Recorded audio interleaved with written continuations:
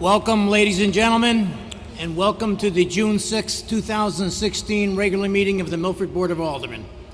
Please join me as we salute our flag.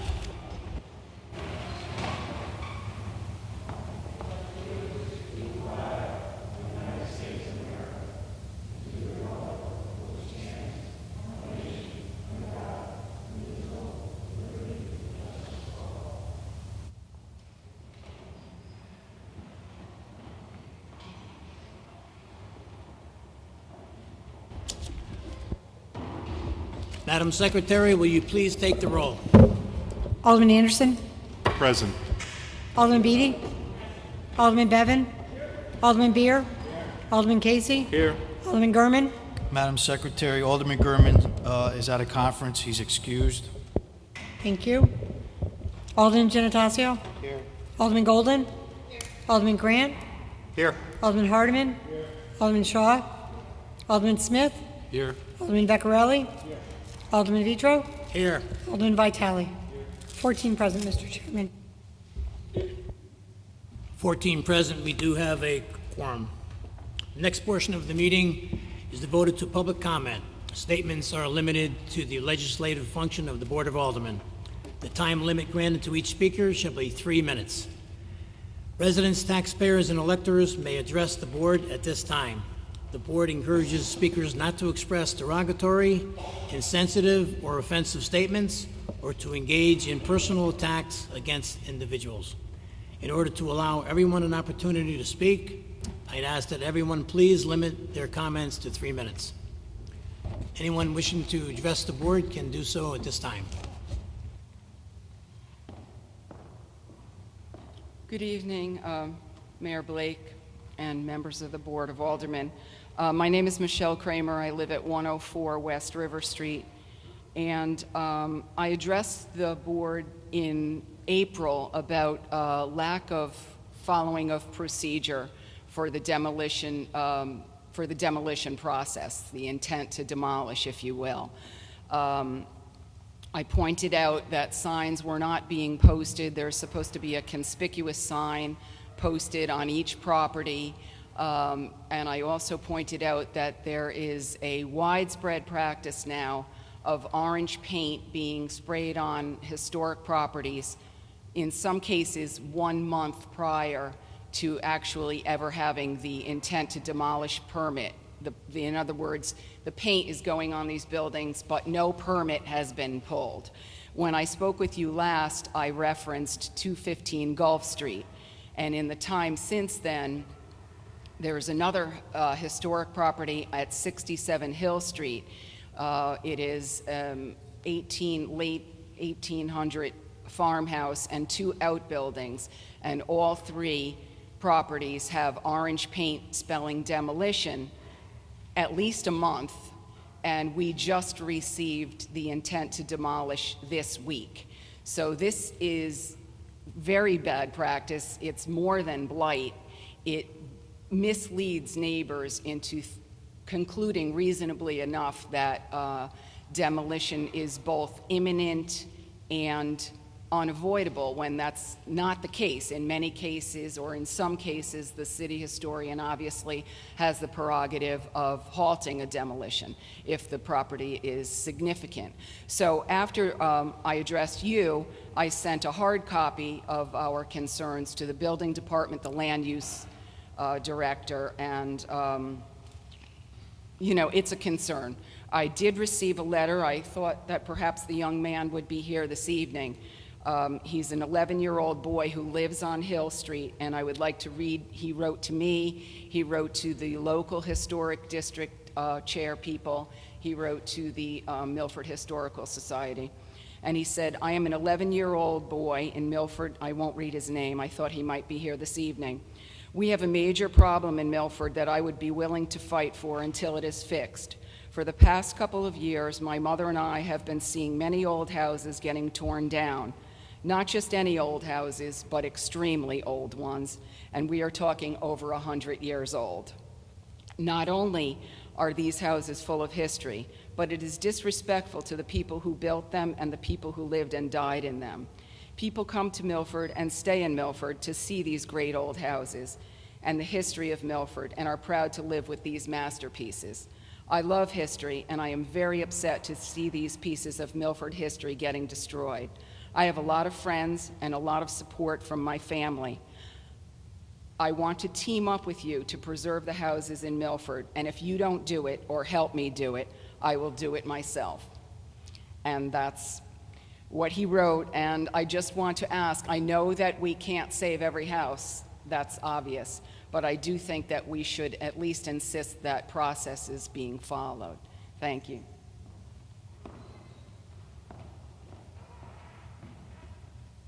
Good evening, ladies and gentlemen. I'm Richard Platt, 132 Platt Lane. Two things. First of all, I would like to echo what Ms. Kramer has just said, so I won't go into that in any detail.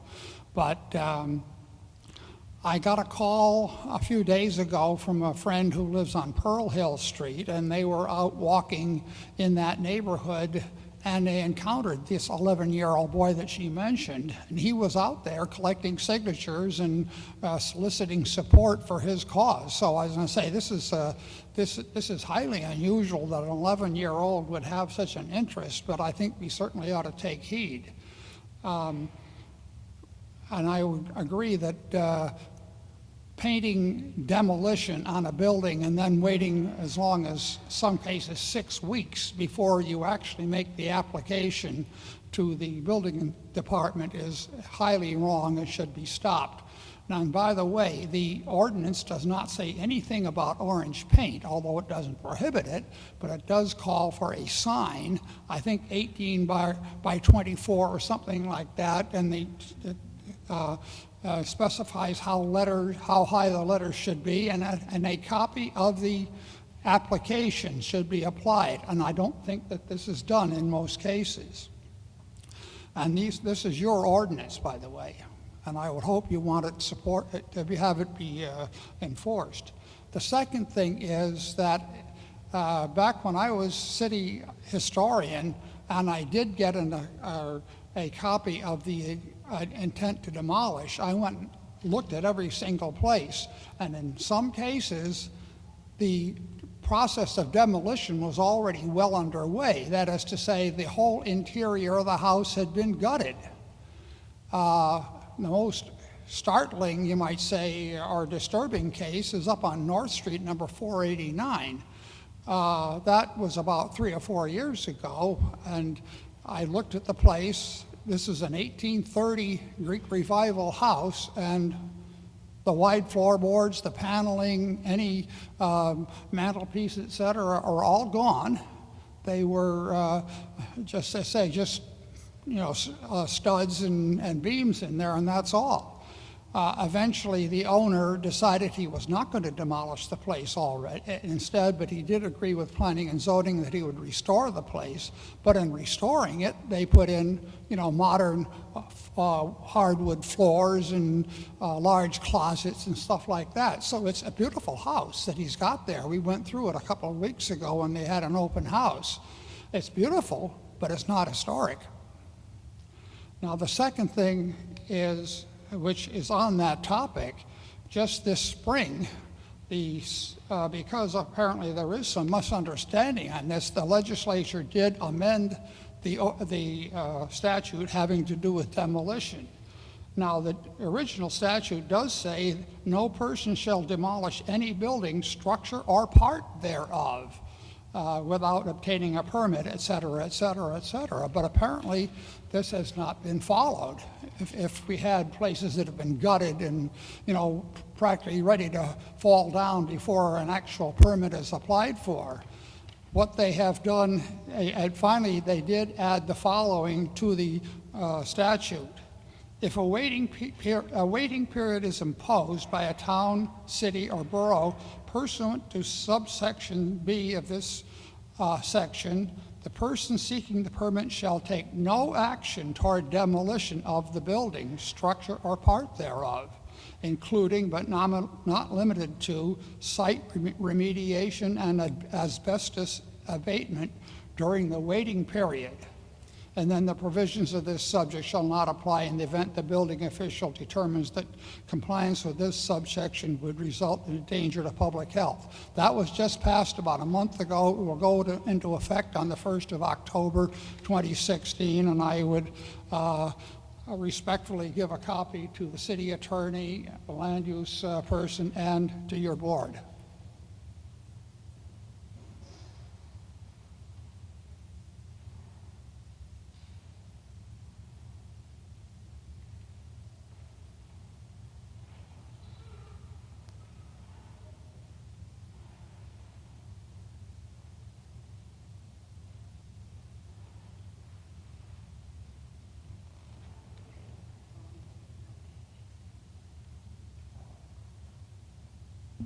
Would anybody else at this time like to address the board?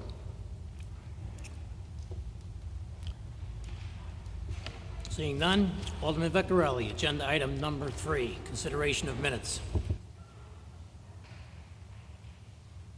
Mr. Chairman, I move to approve the minutes of the regular meeting of the Board of Aldermen held on May 2nd, 2016. Motion has been made and seconded. Is there any discussion? Seeing none, all in favor? Opposed? Motion passes unanimously. Agenda item number 4, there was no special meeting. Agenda item number 5, Chairman's report. Just like to say this month is Father's Day month. Time we could put aside to thank our fathers for all the hard work and great work they've done for us over the years.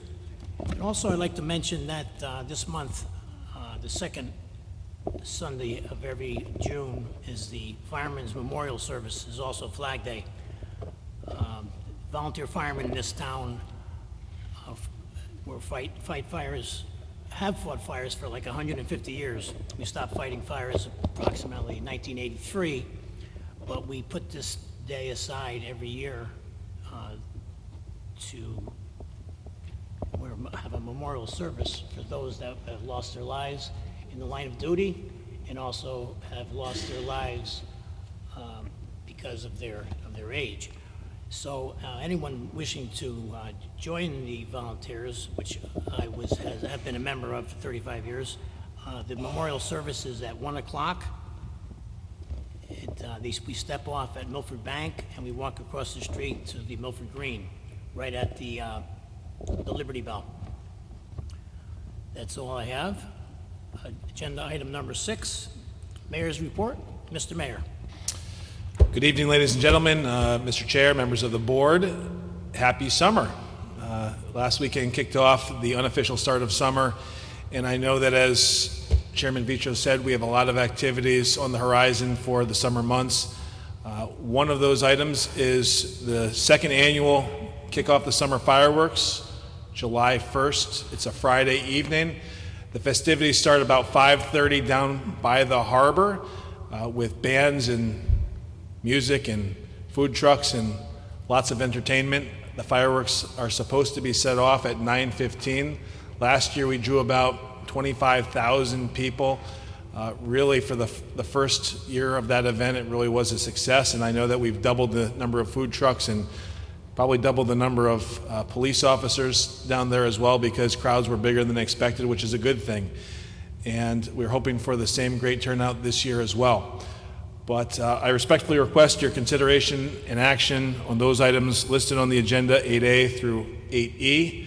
This evening we have a special presentation from our school resource officers who have been in place in our Milford Public Schools now for several years. There was a request at one of our recent Board of Aldermen meetings to have a presentation similar to what the Board of Education had. And again, I'm happy that these fine officers are here for the opportunity to give you a little bit of an overview of what they do day in and day out to make our schools an even better place for which to learn. This program has been met with lots of praise, lots of kudos. They really have become renowned around the state of Connecticut, if not the country, winning several national awards for the work that they've done in the Milford Public Schools. And I'd like to turn it over at this point to Captain Margner, and the members of the Milford Police Department.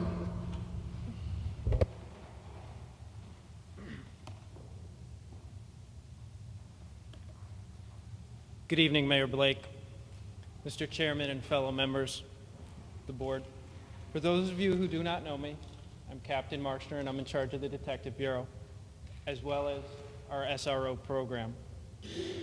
It's been my job the past 2 years to oversee the SRO program and watch it grow. Captain, Yes, excuse sir. me, could you lift up the microphone a little bit? We're having trouble Yes. picking that up. Thank you. And evaluate how effective the SRO program has been. Tonight, our presentation will detail our progress. The 2014-2015 school year was the first year that the Board of Education and the Milford Police Department were able to enter into a partnership. The partnership began with the creation of 4 SROs. 2 SRO positions cover the 2 high schools, Foreign High School and Jonathan Law High School. Each high school has a full-time SRO Monday through Friday. Their working hours are 6:45 to 2:45 and 6:30 to 2:30 respectively. There are also 2 positions that split their time to cover an additional 4 schools. These 4 schools are the Academy, Harborside Middle School, East Shore Middle School, and West Shore. In essence, each of the 4 schools has a part-time SRO. The working hours for these 4 schools are 7:30 a.m. to 3:30 p.m. The 4 SROs currently that we have working in the schools went through an extensive selection process and have received specialized training, which will be detailed in this presentation. The presentation will also detail the many different skill sets needed to be an effective SRO. As a result of this past year, which will serve as a benchmark for years to come, the SROs have now become embedded into the daily routine and lives of school educators, staff, and more importantly, the students. In this presentation tonight, we will highlight some of the statistics which we have compiled, and will show you that an SRO's day is anything but mundane and uneventful. This program has become a success as a result of the SROs putting in countless hours at the schools. Not only have the SROs put countless hours in, but they put in countless hours at school-sanctioned events after school and on their own time. They do this to forge strong bonds and relationships. As a result of these relationships, there's trust and understanding between police, educators, and students. Every day, the SRO's goal is to engage in positive and meaningful interaction with both educators and students, which in return will pay short and long-term dividends. With these relationships, both sides are able to capitalize and accomplish the goal we all share in this partnership between the Board of Ed and the Milford Police Department. That goal is to create a safe and orderly environment in the school and a climate that supports the growth and learning process. This goal starts before the school year even begins, as SROs complete their school security assessments, also known as the CPTEDs, which are crime prevention through environmental design. These assessments evaluate how secure our schools are. The state mandates that these assessments are completed every 2 years. We go above and beyond that and do it on a yearly basis. I'd like to start our PowerPoint presentation just by going over some of our SROs. SRO Sergeant Del Monte is an 8-year veteran with the police department. He will soon be the direct supervisor of the SRO program. SRO Del Monte has been at the Academy and West Shore for the past 2.5, 3 years. SRO James Kiley is a Jonathan Law SRO. He's been with the department for 22 years, and he is going to be actually retiring this year. So we're going to be searching for a new SRO to fill his shoes, which is going to be a pretty tough task because he's done a tremendous job at it. SRO Pat Taylor is our SRO at Foreign High School. He's been with the department for approximately 11 years, and he also does a tremendous job with the students, at Foreign High School. And SRO Mills is our East Shore and Harborside SRO. She's been with the department for 11 years. Officer Matt Goldfuss couldn't be with us tonight. He is one of our newest SROs. He's been with the department for approximately 3 years, and he just started actually filling in when Sergeant Del Monte got promoted to the Academy and West Shore. And we also have, I guess I should catch up with my slides here, a substitute SRO at this time, PFC Mike DeVito. PFC Mike DeVito was a Woodbridge police officer for over 25 years, and he's been with the Milford Police Department for approximately 6 years now, and he fills in as an SRO. I apologize for the font in this. I wasn't sure how this would show up, but we put a survey out last year in August just to get a little bit of an idea on how the SROs are viewed in their school. And some of the questions we asked, I'm not sure if you can see them from there, but does the SRO help maintain a safe educational environment? The SRO is an approachable member of law enforcement for both students and staff. The SRO has been visible. The SRO has a good rapport, has helped every time I've requested. Do they do classroom presentations? Do they take extra time with the students?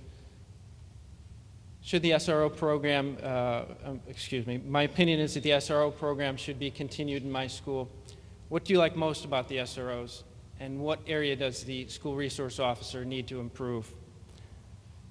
So I just basically took an average of most of those answers, and they were based on 1 through 5, and I would say we got decent marks. Where we didn't score so high, we've improved on those things, such as classroom presentations. Our SROs go in and they do presentations on social media, bullying, and they'll detail some of the other stuff that they've done to improve there. And you could just read some of the other comments that it was mostly the vice principals and the principals who responded, and these are some of the comments that they had regarding the SROs in the program.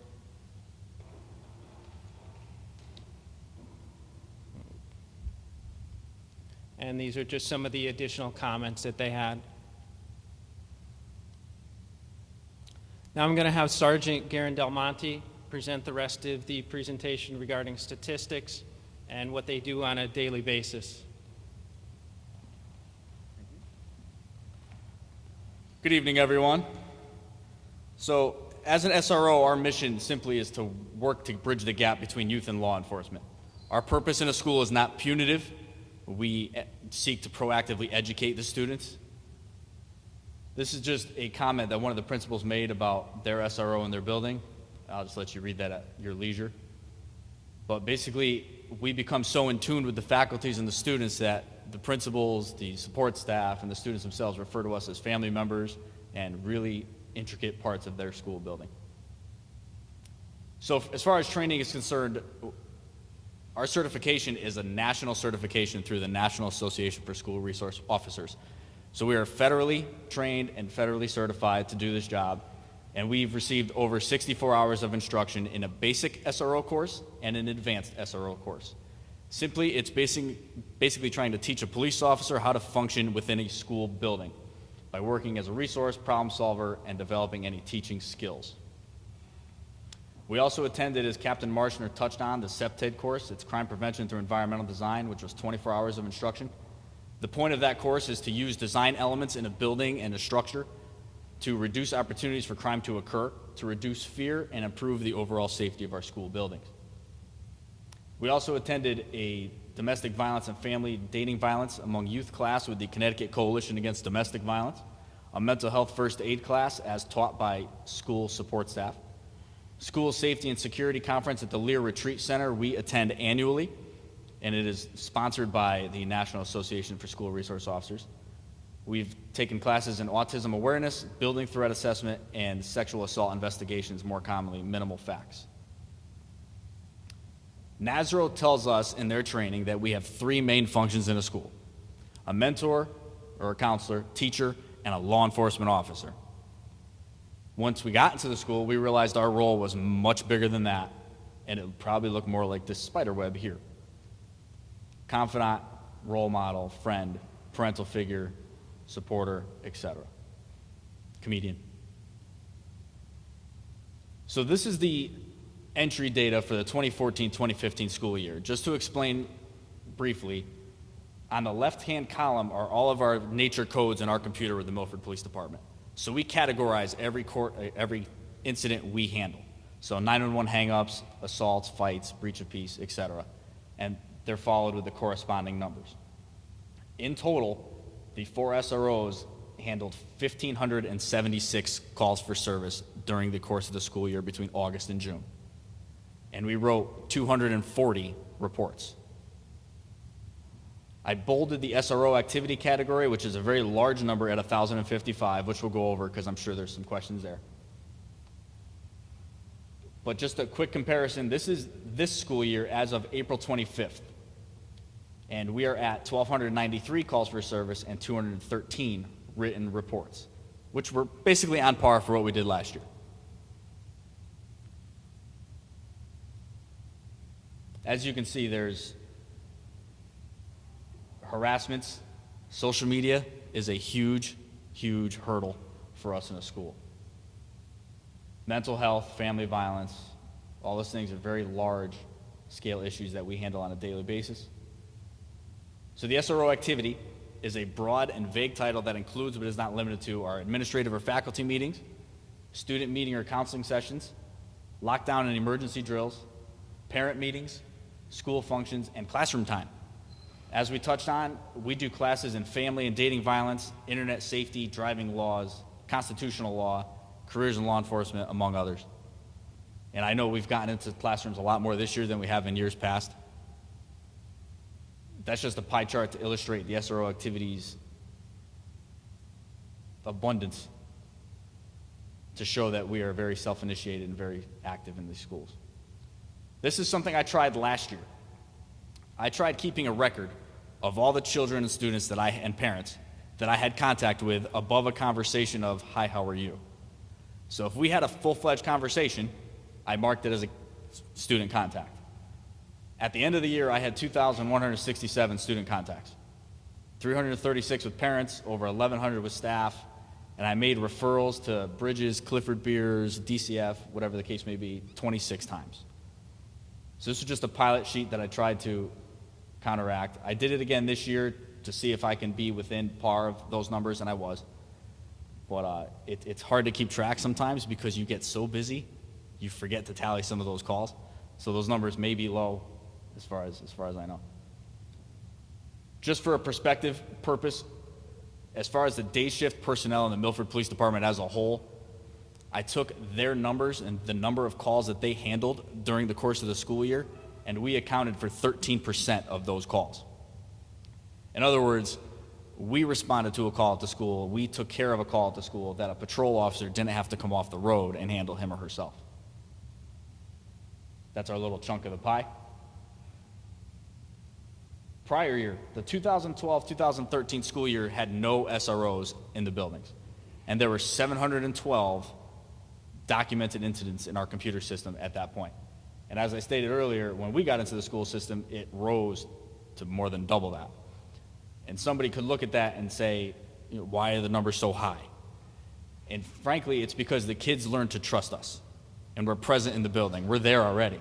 So it's very easy to be approachable for a student to come to your office and say, hey, Officer Kiley, Officer Taylor, I need to speak with you about something. It's very simple for a principal or support staff member to say, hey, can you sit in on this meeting and take care of an issue with me? That's why those numbers are so high. These are just some compliments and testimonials from students, parents, and teachers that we've received over the course of our tenure. It's all positive, which is great. And I know every one of us love our job, and I think that's echoed through the work product that we put forward. as Captain Marshner also said, we were recognized with the National SRO Model Agency Award last school year. NASRO awarded us this after a nomination, and it's basically described as agencies that exemplify the triad concept, which are those three things we spoke about earlier, in training, policy, standards, and that demonstrate creative and innovative approaches to school-based policing. We were one of 15 departments nationwide to receive this award, and the only one in New England. That's a picture of the plaque we received. These were just some pictures as the presentation wraps up to show you how involved in the schools we really are.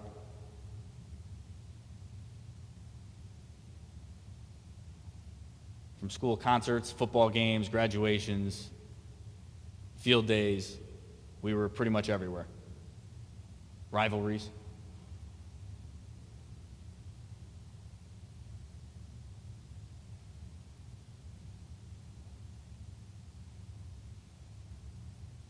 That's one of our training classes. The Jonathan Law trip to Quasi last year, right? Last year we did that? 2 years ago? 2 years ago? And the four of us. That's it. Thank you very much.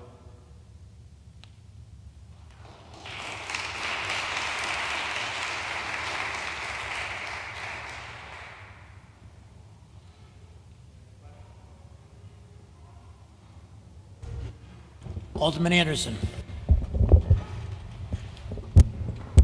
Good evening, gentlemen. Thank you, and lady. Thank you very much for your presentation. Appreciate the fact that you came and provided the information that you did.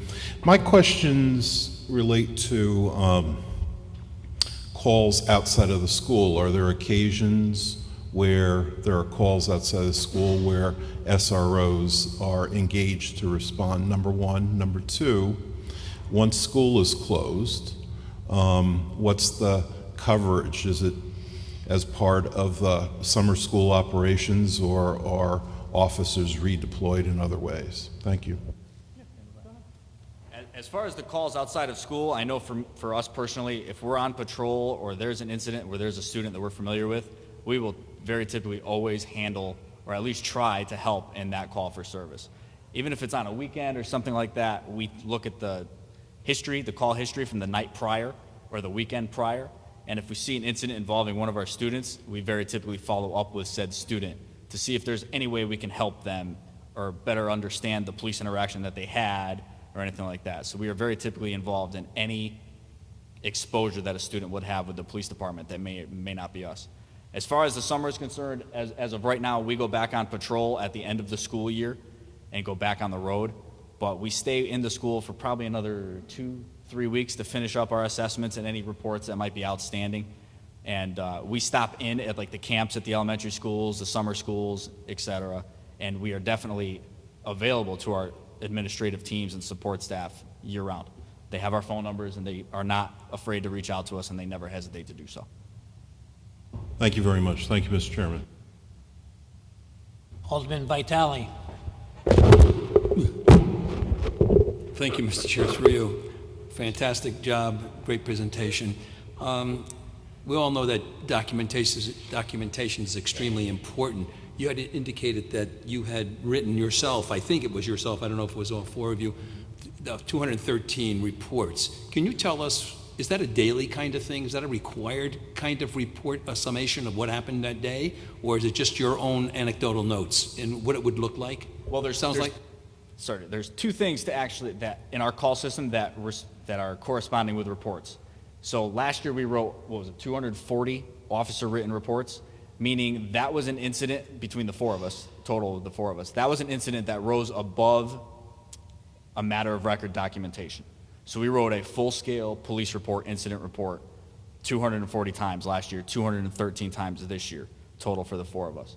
There's also a thing in our system called a no report, which is a matter of record reporting, which isn't an actual long report. It's more of a face sheet with some anecdotal notes saying, on this date I spoke with guidance counselor about a family issue a student was having. That's it. And it's just a documentation to say that we were at a certain place, at a certain time, and spoke with a certain person. Thank you. Just one more, just a follow-up. You say that in order to tie things up at the end of the year, you're there for the next couple of weeks after the 10th? That's, right. Is that seems like a long period of time to be concentrated at the end of the year to tie things up. I don't even think the teachers are around at that point. Yeah, it's very hard, especially with the SEPTED assessment, to perform those duties while the kids are in the building. With the SEPTED assessments and anything else, we go over the student list going into the other schools for next year. So, Officer Mills may meet with Officer Kiley and Officer Taylor to introduce them to their future freshman class, to say, hey, these are the students coming into your school. These are the students you may want to keep your eye on that have this special need, that have this specific need, or whatever the case may be. But usually it's about 2 weeks where we do all the reports, all the assessments, because with the students in the school, it's almost nearly impossible to get any free time to do that. Yeah, I also know at the end of the year that meeting is extremely important, where as the principal of Harborside at one particular point in time, a few years ago, we would sit with the incoming or outgoing students with the schools that they were going to, because we split both law and foreign, and you're in on those meetings also? Yes. That's great. Yes, Thank absolutely. you. Alderman Goldman. Thank you, Chairman, through you. I just wanted to, it's not even a question, I just want to thank you for everything that you do. I'm a parent with 2 students in the school. My daughter Sarah goes to Jonathan Law High School, and typical teenage girl has different things going on, and many times goes to Officer Kiley, and just as someone to talk to, and I kind of joked out there and said, you're like a counselor to her sometimes, and you pointed that out tonight. And that's the way these kids are beginning to see you. I also wanted to point out Officer Mills. She's amazing. There was an incident today at Harborside where my son came home and said there was a little incident on the playground where an older man had come onto the playground with the dog, and it made him a little bit nervous, and one of the teachers asked the man to leave and he wouldn't. Or he maybe was confused. I don't know what happened. But basically what happened was that he got on to the microphone and he says, Officer Mills, I need you down here. Boom, she was right down there. She diffused the situation. She's very professional, and she got the man out of there. But the one thing that I felt good about as a parent was that didn't escalate. Was that, maybe a very confused man went onto the school grounds. I don't know what he was doing on there. I mean, as a parent, you're afraid that they're going to harm your child. But then I heard that Officer Mills came out there, and she helped out those kids and made the kids feel a lot better and made them feel safer. And these kids are on a playground, and then a stranger walks up. But the teacher couldn't handle it at the time. We needed the officer. So for me, I want to thank you. I'm sitting up here as an official, yes, but I'm speaking as a parent right now. You guys are amazing. And we're going to miss you, Officer Kiley.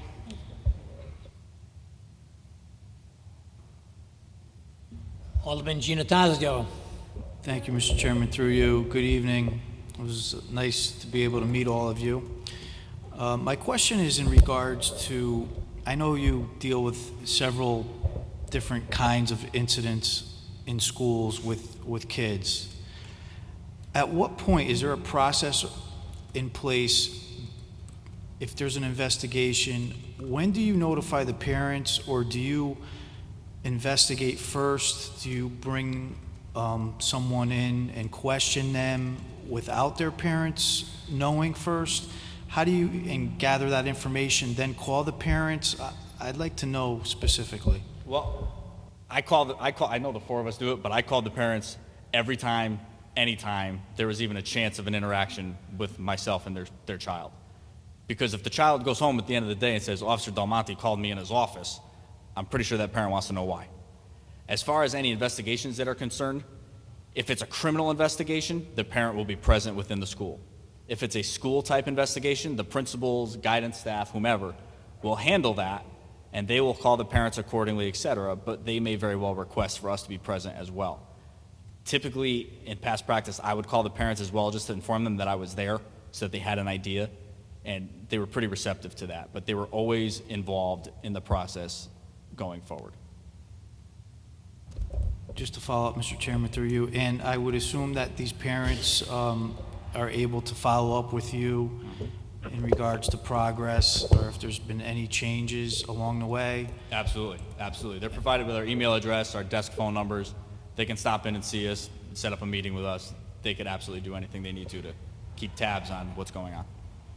And what would prompt you to go to the house to see the parent, or if someone's not attending school, would that allow you to leave the school and to actually visit the house to see if a parent is home? Absolutely. Absolutely. If a child hasn't come to school for an extended amount of time and we're concerned for their well-being or their safety or anything like that, or just need some answers as far as if they need some resources, if they need to be referred to an agency for some help to get them into school, we'll travel over there typically with a school member with us, whether it be a counselor or a principal. We will travel to the house together to make contact with that parent and try and get some answers and get them some help moving forward. Thank you. Alderman Hardeman. I'd just like to say, I know Sergeant Damonte and Officer Kiley, I walk on them a lot through the school year, and I watched them with the students, and it's an amazing, amazing thing, and I give them both a lot of credit. And Sergeant Damonte just got promoted, and I want to congratulate him personally in the open. So, Thank you very much. thank you for everything you do for the school system. Alderman Shaw. Thank you, Chairman. Just quickly, and thank you for the presentation. Will we get a copy of that survey and the other information? I have to admit, my eyes, I really couldn't see very much. All right. And I just want to follow up. On the surveys that you do, you say you went to the vice principals. That's pretty much where the surveys are based? For the first year, we just provided it to the vice principals and principals. We can definitely, going forward, look to giving it to the teachers as well, because they're the first line, and they have probably the most interaction with the SROs. So we can definitely, moving forward, extend that. That was my thought, that they're closer to the ground. And I'll go a little closer. Have you gotten feedback from students? I mean, you had the anecdotes there, but has there been a more formalized? In previous presentations, we have actually included the students. Just as a matter of time constraints tonight, we did not. Usually we have students come up here and give testimonials regarding, as much as the past 3 years, their experiences with the SROs. And we also sometimes bring in the principals of the schools as well to, talk about what a valuable resource these guys are and these women are, and just the positive experiences that they've had with them. A lot of them say they don't know how they did it without them before. And if you could just send over as much information, that'd be great. And I appreciate Absolutely. again, thank you. And thank you, Mr. Chairman. Alderman Vitale. Thank you, Mr. Chair, through you. It's great that you're also that truant officer investigating and going and making home visits. Is that how I understand it, to making sure these kids are in school? Or is that not role of pure truant officer? Yeah, I wouldn't say it's necessarily a truant officer. I don't think that's basically how it falls into the category. But when a social worker or whomever is in charge of the attendance at the school says, hey, I'm concerned for so-and-so, they haven't been to school in 4 or 5 days, unexcused, we're concerned about it, can we go check? Absolutely, let's go. We'll make a phone call first to see if anybody's home, so we don't surprise anybody, and then go over and just try and make contact and help that family out. Sometimes the concern, not only are they home, but within the connecting all the dots within the city, some kids are roaming the streets, and that officer at the corner of Cafe Atlantique sees this kid go by. It used to be, how come you're not in school? I don't know what the process is now, but that would be a kind of a helpful kind of thing. But most concerning to me is that even when I was involved with the educational piece, was that at this point in time, we're spending like $19,000 plus per pupil expenditure. And our concern is that those people out of district, and they had all of the things that they were coming into, they were getting on the bus, they were at the bus stop, they were driven there. Is that part and parcel of hopefully doing some investigative work on that issue? That has not been assigned to the SROs. From what I understand, with the recently hired, and excuse me if I get the title wrong, our school safety and security officer, Those are investigations that he will be conducting, and those would be through the Board of Ed and Mr. Riccitelli and Dr. Fieser, and under their direction. At this point, is that Jeff Nielsen's position? Yes. Thank you. Alderman Beatty. Thank you, Mr. Chairman. To you. It would be difficult not to be impressed by the work you do and how it was set up and the outcome measures, both anecdotally and particular. The award is at NASRO, that I assume you had to put in that application, and that you use national standards. And the third one that I was impressed with the decrease in the law enforcement calls from outside to the school, and that's a significant statistic and very impressive. I have a question, a couple of things. I'd like to see a copy of the presentation. Is that possible, as long as you could email us? Absolutely. I can email it to To, the I chairman. don't know what the protocol is, Chairman? and then they distribute to. Absolutely. And the survey, and I wonder, you've done such good work tying what you do to national standards, both in the training and in the outcomes and in the coding. I was wondering if there was a way, this was the first time out, but if there was a way to do the survey in relation to coding so that you'd use that same national standard of coding the behaviors and then measuring and surveying against that, rather than that you're well liked, that you're well thought of, but really use the coding. And then the second piece about it is there must be a national standard on that for the survey. I'm sure that that's developing. Are there any professional advisory boards? Are there any professional advisory boards to help with that, so that the evaluation of the SROs is specific to the mission and the coding that comes from the training, and it's tied nationally? So we don't, because I did hear somebody say that there's more interest in getting into the classroom, and then that would be very specific. Any curricular activities would have to come, I think, with a little bit more thought and development. So I mentioned a whole bunch of things, but the essence is to commend you all the way around.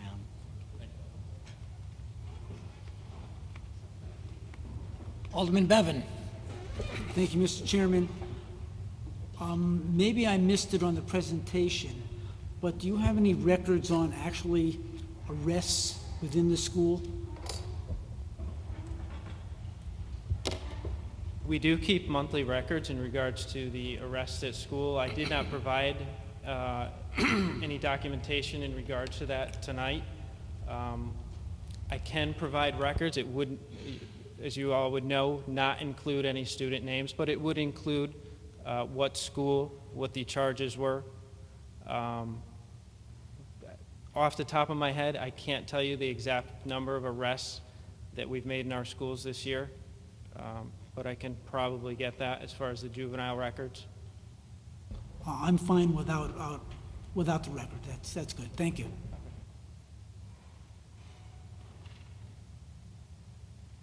Any more questions from the board? I'd like to thank you, Captain Marshner and Sergeant Del Monte and your other officers for taking the time to come out tonight and giving us that great presentation. Looking forward to the hard copy, so to speak, so we can distribute it, because some of them was a little difficult to read, but you did a great job with the presentation. Really appreciate it. Thank you.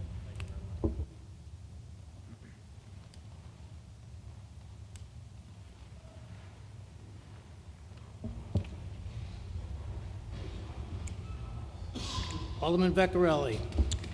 There is no unfinished business, so we'll move on to 8A.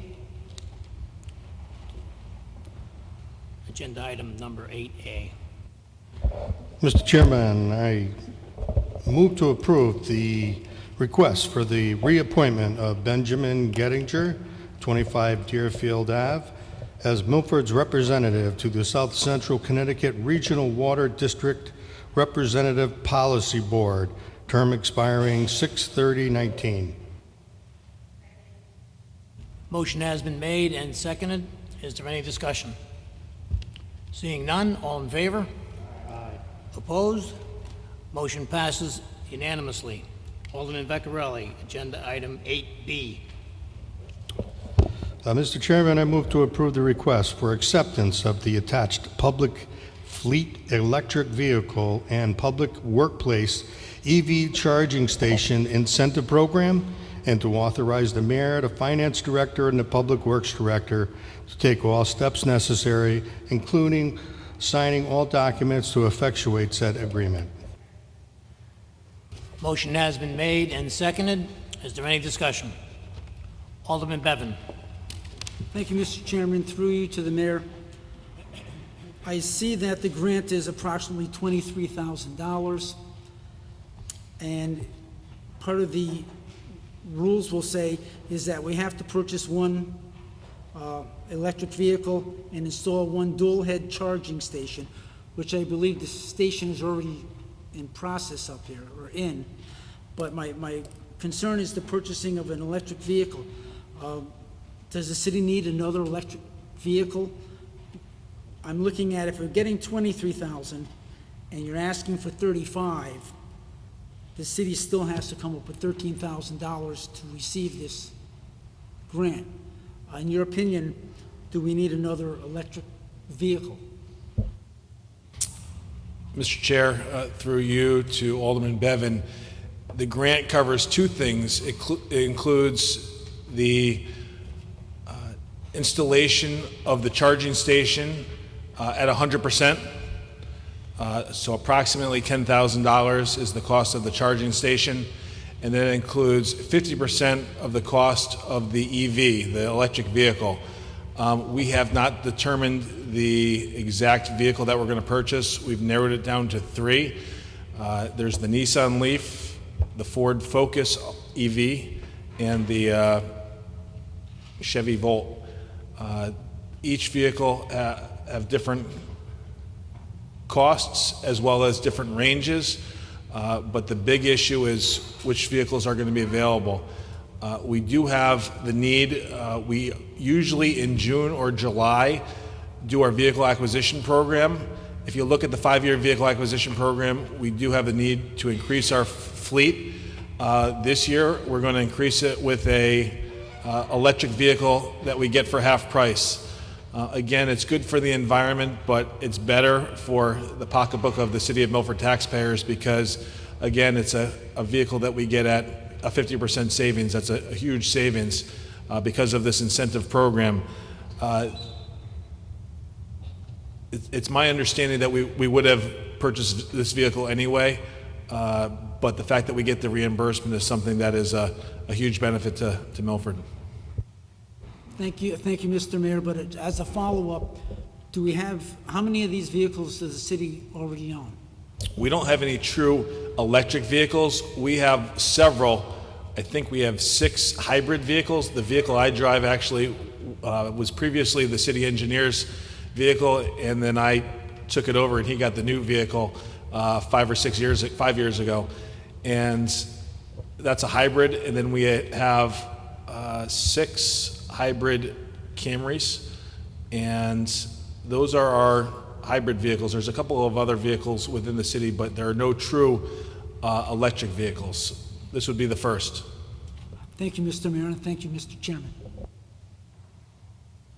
Alderman Shaw. Thank you, Chairman. Mr. Mayor, do you have a plan for how many electric vehicles or to take advantage of this going forward in the next few years? We are taking advantage of the incentive that the state is giving us to really get a half-price vehicle. This is new, not only for us, but really the state of Connecticut. We're one of the first municipalities to take advantage of this grant. We don't know yet. We're going to try it out, see how it works. If it comes back with positive reviews from our garage, positive reviews from the people actually operating this vehicle, we'll purchase it more.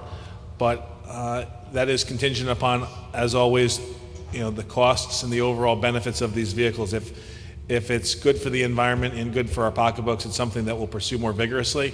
And also, if those state incentives, remain in place, there's obviously a more likelihood that we'll continue to purchase these. But right now, The state is paying for the charging station. The state is paying for 50% of the cost of the vehicle, so it seems like a no-brainer to purchase it. I agree. Thank you, Mr. Chairman. Thank you, Mr. Mayor. Alderman Beer. Thank you, Mr. Chairman. Through you to the mayor. The charging station that will be part of this grant, will this be set up at a city location, or would somebody set this up at their home? This is being set up in the Wasson Field parking lot. It's actually, they've already poured they've started to install it already. It's over by the bathroom facility in the right-hand corner of the parking lot. We did get a grant about a year ago for a public charging station for public vehicles, and we installed that over by Fowler Field behind the library. This one is for our municipal fleet. That also allows people from the public, if they want to park in the Wasson Field parking lot, to also utilize this. Again, we have 2 charging stations that the state is paying for, and we only have 1 vehicle. So at this point, there's a space for another vehicle. But this will be part of our municipal fleet. Parsons, we have a shared fleet for most of our city employees where, various people within the building department or the city assessor's office do ride shares and share a vehicle. So the vehicle would have to be charged at Wasson Field. So if a city employee had to use this car, they would drive their own personal vehicle, pick up I'm not sure how the charging works. Is it overnight or something like that? Every time you come and park in the parking spot, you would plug into this electronic charger. And whenever, for example, overnight, many, if not most of the city employees drive their own personal vehicle to work. But when, for example, the city assessor goes out and does assessments, or someone from the building department or someone from the health department or someone from one of the offices that have to make routine visits around town, or they have to drive to seminars or other locations around the state, they would utilize a city vehicle. Doesn't seem logical to me, but I'm sure you guys put some thought into it, as that's the best location for the charging station, but okay. Most of our city vehicles are parked in the Wasson Field lot. There are some that are parked in the health department, and actually a lot of the vehicles that are parked in the health department during the day bring those vehicles over to the Wasson Field lot overnight, really for security reasons. I apologize, Mayor. I was thinking of the ball field. That's why it makes more sense at Wasson. Sorry. Alderman Giannattasio. Thank you, Mr. Chairman. Through you, Mayor Blake, is this grant 100% reimbursable for the EV charging, as you mentioned, but are we paying the upfront costs and then getting reimbursed? Yes. So that leads to my next question. Why would we, it's on our agenda to approve the acceptance of this, so why would we start installing it prior to a vote? Because this is something that has a timeline associated with it. In order to get the state incentive, we have to actually purchase it and have it installed and be able to show the state that it's installed. If you folks don't accept this grant, which I would wholeheartedly recommend that you do, we will not get reimbursed, but it's something that the city is moving forward with. Right, but I'm just focused on the process right now. So we've already allocated money towards it, because the next couple of agenda items, the next one is a allocation transfer. So we're transferring money towards this grant, but we've already spent money, we've already allocated money? We have started the process for installing the charging station. It's our hope that that entire amount that we've put out will be reimbursed.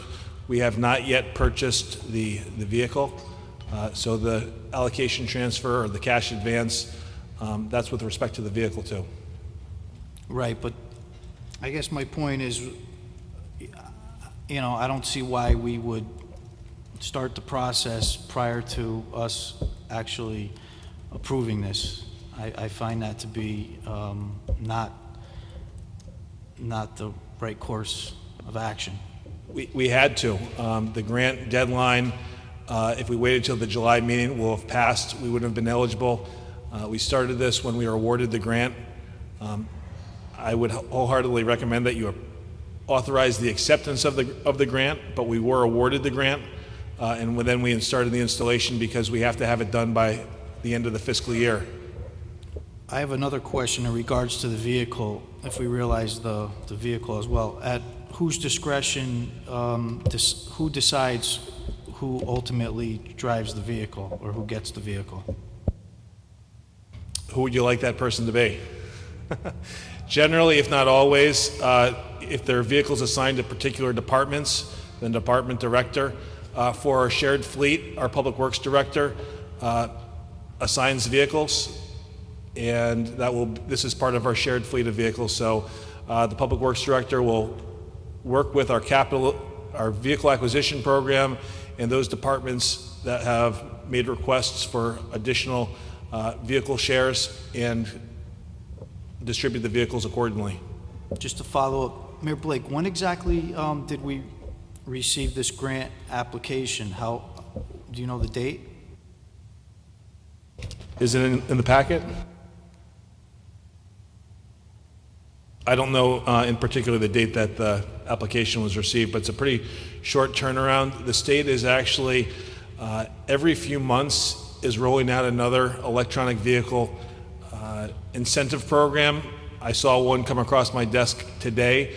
I think it's a $3,000 or $4,000 incentive for residents who purchase vehicles to get a reimbursement from the state. So there's different programs that they roll out every few months. This is one that municipalities have the opportunity to take advantage of. I'm looking at the award letter. We received that on May 23rd, 2016, so a few weeks ago. And when we received the award letter, we started with the installation of the charging station. And we have to have that installed and documented by the end of the fiscal year. When will we decide on the vehicle itself, the make of it? The City Public Works Director is working with our purchasing agent to see which vehicles are available and will be available before the end of the fiscal year. So they're working with the state bid or those auto dealers that are members of the state bid as well as members of the Capital Region Council of Governments bid to see which different vehicles would be available for the city to purchase. But they've narrowed it down to 3. They've done the research on those 3 different models.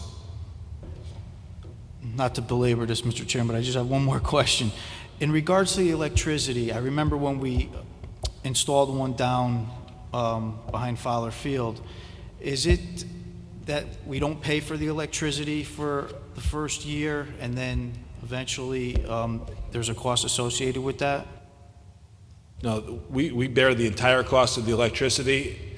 It is still a whole heck of a lot more efficient and cost effective than paying for gasoline or diesel.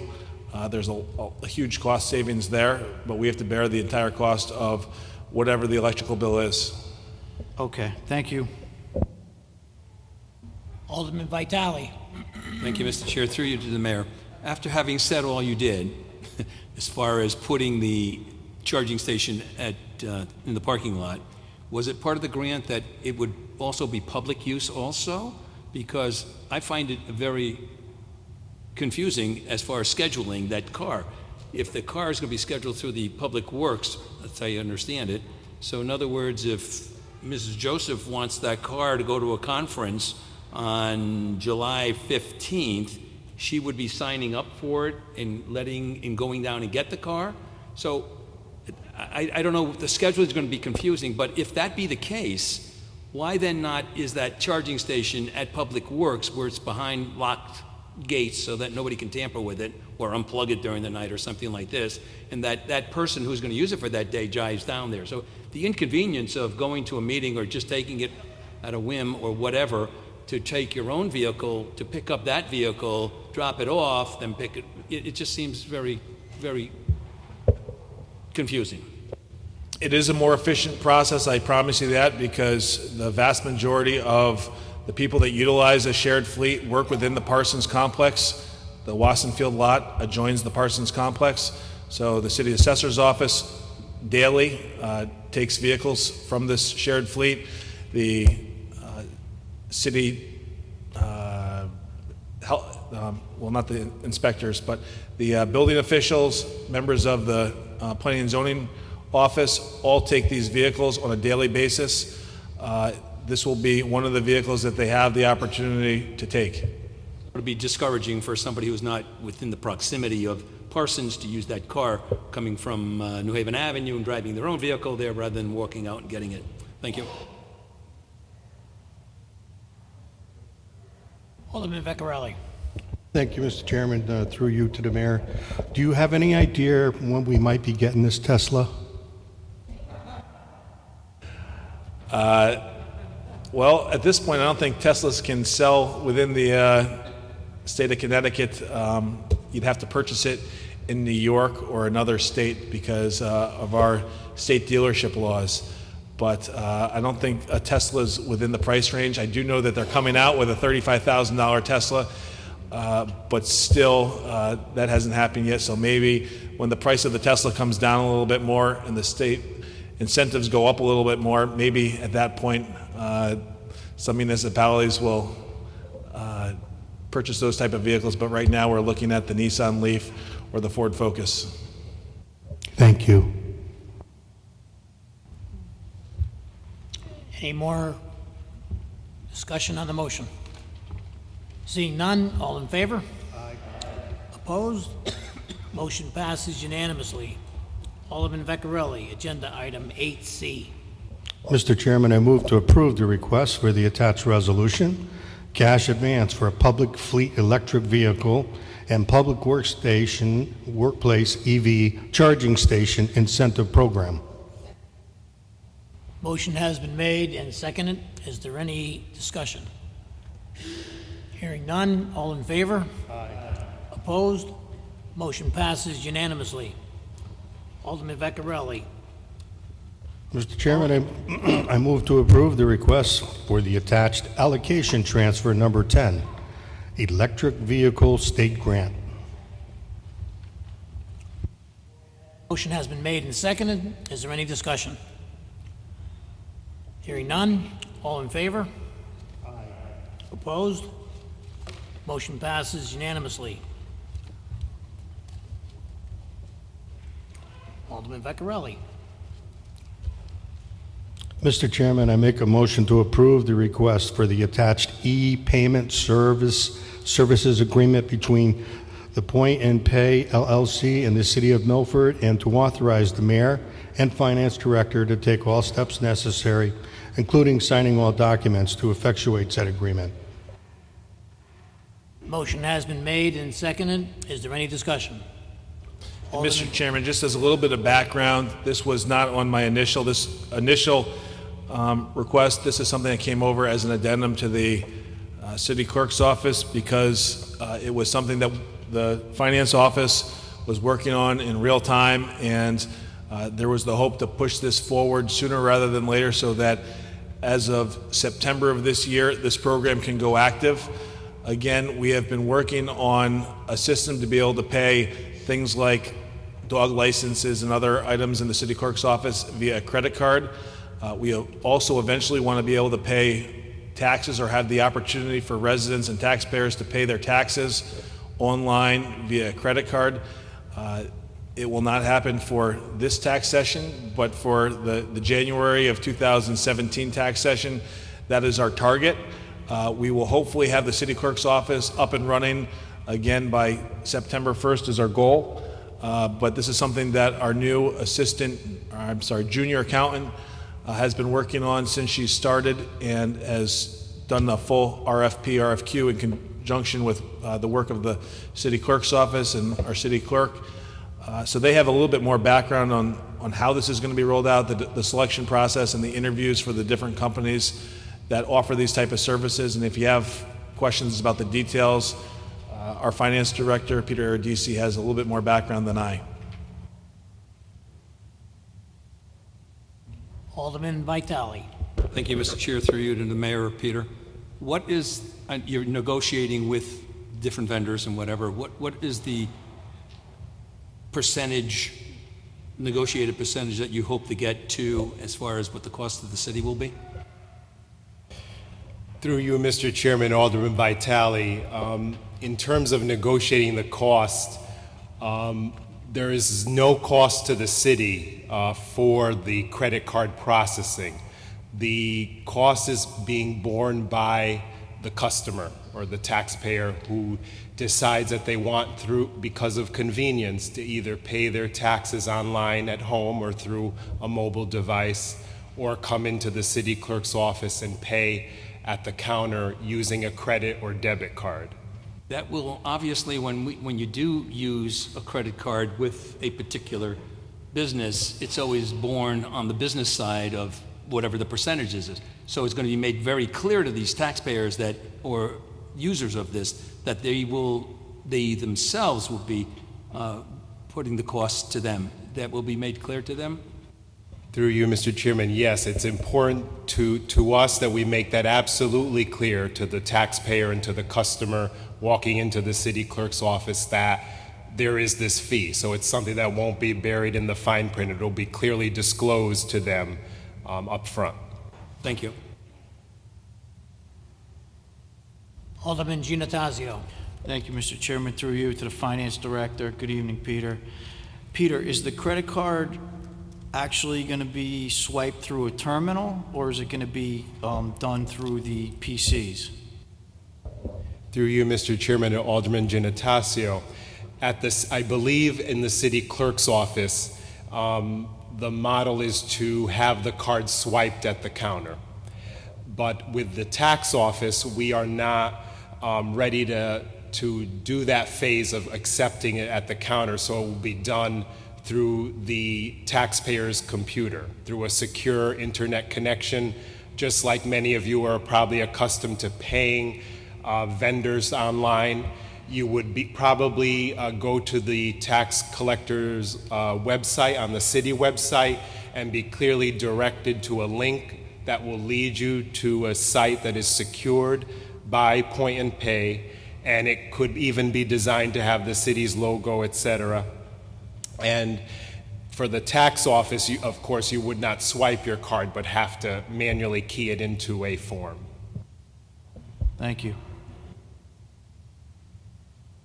Any more discussion on the motion? Seeing none, all in favor? Aye. Opposed? Motion passes unanimously. Agenda item 9, there is no new business. Agenda item number 10, Alderman Vecchiarelli. Mr. Chairman, I move to approve the consideration of the budget memo transfer number 7 and number 8, Fund 10, FY16. Motion has been made and seconded. Any discussion? Alderman Bevan. Thank you, Mr. Chairman, through you to the mayor. Items 1 and 2, are these items that were not in the budget that we just passed? Or are these items that just wasn't in the money by those departments at the prior budget, that they've basically run out of money and they need to come back before us to give them a shot in the arm for a little more money to finish out the end of the year? Mr. Chair, through you to Alderman Bevan, there's several different things that are contemplated in terms of the need or the basis for this transfer. First and foremost, roofs at the transfer station and the senior center. Those are the two big drivers. Is that the question? If you go to the no? The question was on item 1, to cover 2 laptops or tablets for inspectors in the field, office for software, and to cover the cost of substitute nurses, covering public health nurses vacancies at schools, and additional nurses out of medical leave until the end of the school year. Those 2. I'm sorry. those are all part of the same transfer, but those are for the present fiscal year 2000. This one that we're in right now, the 2015-2016 fiscal year. Thank you. Thank you, Mr. Chairman. Any more discussion on the motion? Hearing none, all in favor? Aye. Opposed? Motion passes unanimously. Agenda item number 11, refunds. Alderman Vecchiarelli. Mr. Chairman, I move to approve the consideration of refunds in the amount of $8,653.57. Motion has been made and seconded. Is there any discussion? Seeing none, all in favor? Aye. Opposed? Motion passes unanimously. Agenda item number 12, report of standing committees. Ordinance Committee. Alderman Smith.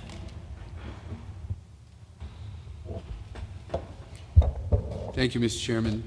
The Ordinance Committee met earlier this evening to consider 6 ordinance amendments. The first, an ordinance amending Chapter 18, Planning, Article 10, Department of Human Services, Section 18-131 through 18-135 of the Code of Ordinances of the City of Milford.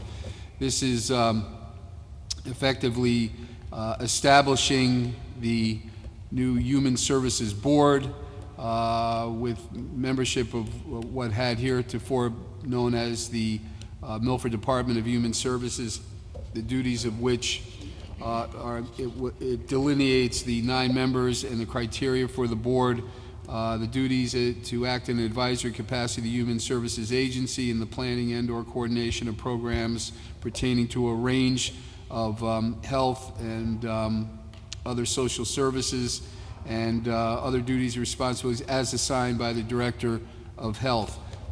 This particular ordinance amendment was unanimously recommended tonight to the full board, and I'd like to present that as a motion, Mr. Chairman.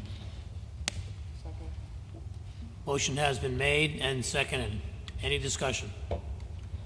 Alderman Bevan.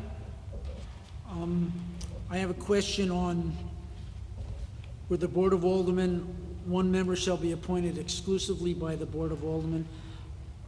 How are we going to do that? Can you explain that, Mr. Chairman?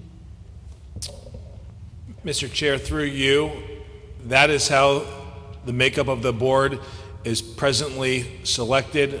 That has not changed from the way that the Human Services Board is constituted. The only thing that was removed were the dates from the 1970s when the initial ordinance was adopted. We're taking the initial ordinance and essentially adjusting it or revising it so that the name, it's no longer the Department of Human Services, because it will be part of, it'll be Health and Human Services. So it's a consolidation of the Health Department, Human Services, and Job Training will be part of it too. It's a model that a lot of the neighboring communities and communities of our size have in their municipalities. It brings better efficiency and streamlines the way that our city operates. It also enhances our ability or provides additional opportunities to coordinate and collaborate within those agencies that serve similar populations or the same population and same group of residents. It also gives opportunity for less redundancy because everybody is rowing in the same direction and everybody has always been under one umbrella, but now they're under one departmental umbrella. So it'll be more efficient, more opportunities for collaboration and coordination, as well as opportunities to support each other. Right now, they're operating, different departments. They'll be part of the same unit, part of the same team. The liaisons that were appointed to the Health Department and the liaisons that were appointed to the Human Services will remain the same. Thank you, Mr. Chairman. Thank you, Mr. Mayor. You're welcome. Alderman Vitale. Thank you, Mr. Chair, through you. I think this might be directed to Director Joseph. I had the privy of listening and hearing some of the testimony, that you had given, and when I believe it was Alderman Gennatasio who asked that would there be any additional help needed to run the additional agency? I think, if I'm not mistaken, you had said no, not initially. Was that just a response, no, not initially, or that there might possibly be more people brought on board because of the size and the commitment of the two agencies joining together? No, the goal would be to work with the current staff at hand. So that's really what we're looking to do in the effort to create efficiencies and promote the coordination and collaboration. We're looking to do it with the people that we have on hand. Because initially got me, and I didn't know whether, it was softening the future or locking in the present. Thank you. Alderman Gennatasio. Thank you, Mr. Chairman. Through you, I would just like to comment, I will support this ordinance as presented with the understanding that there will not be any additional help needed. As we all know, through this ordinance, we're actually eliminating a position. So I think it's a benefit to the taxpayer, and I would like to see it continue in that fashion. Thank you. Any more discussion on the motion? Seeing none, all in favor? Opposed? Motion passes unanimously. Alderman Frank Smith. Thank you, Mr. Chairman. The Ordinance Committee also tonight considered an ordinance amending Chapter 9, Garbage, Trash, and Refuse, Section 9-14, Rules and Regulations generally of the Code of Ordinances of the City of Milford. This, like the earlier ordinance, is really an amendment to an existing ordinance, changing some of the language. Principally, garbage material is now known as garbage and trash. There is also removed municipal service agreement that was in the original ordinance dated as of December 8, 2008 has been removed. And most significantly, where the garbage can, as recognized by the City of Milford, was detailed in the original ordinance, it has now been struck, and a new definition, a receptacle owned and provided by the city for the collection of garbage. The mayor had a sample of the 40-gallon trash can. We haven't established what the capacity is of it, but really the fact that the city will intend to provide a receptacle, as we do with the recycling bins now, the recycling totes that we offer now. So this ordinance is, again, an amendment of the existing ordinance, and that is the principal feature of it. I'd like to present that to the full board for its consideration as a motion. Motion has been made and seconded. Is there any discussion? Alderman Casey. Thank you. I guess through you to, I don't know, I guess Chris Silly's not here, but I guess to the mayor. Under this proposal, or this ordinance, it's basically going to make people's existing garbage cans obsolete. They won't be able to use it any longer. Is there going to be some plan or some effort to maybe recycle them or do something with people's existing garbage cans, or somehow be able to facilitate, doing something with them? As long as the plastic is cleaned, they are a recyclable item. However, people could repurpose them, utilize them in other ways to help them with their leaf pickup in the fall. There's other uses for them. Similar to the little blue recycling bins that we had, believe it or not, back in 2011 when we went to the single stream system from the old system with the blue bins, those recycling bins were not recyclable at that time.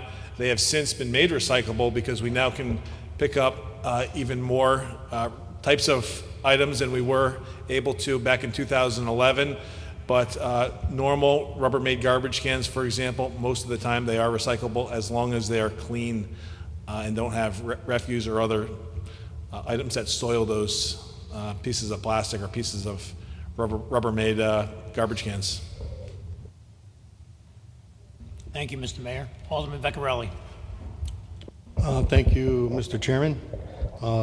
My question, I'm not sure if it would be to the ordinance committee chairman or to the mayor, but I have, while this ordinance is basically making the citizens of Milford, they'll be issued a City of Milford can instead of their own private can, and we'll be picking that up. And there's been some conversation about the size of the can that we're going to issue to the homeowners. They're currently the recycling bin, which I believe is a 98 gallon, which is picked up once every 2 weeks. And then it seems like there may be talk about a 64 gallon garbage toter that it looks similar to the 98 gallon recycling bin. And while I've heard that the city currently offers each homeowner, they allow them 2 garbage cans, 32 gallons maximum, which added together is 64 gallons, and the new toter, if we went with that, would be 64 gallon toter. But my thought is that very often I see people putting more than 2 garbage cans out. Probably a lot of people are unaware that they're only really allowed 2 garbage cans and no more. But so there's been talk about, in fact, in the back of the room, there's a 64 gallon toter bin.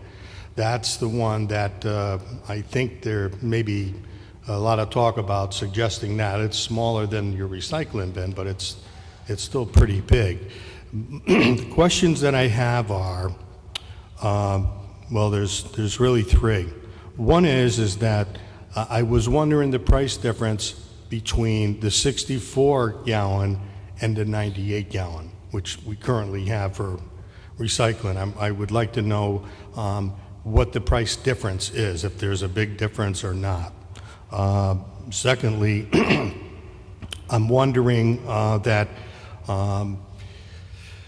it's been talked that there may be offering the homeowner the idea that they may be able to have a second garbage can, a second 64 gallon toter, but it would cost them maybe around $90 or $100 a year more.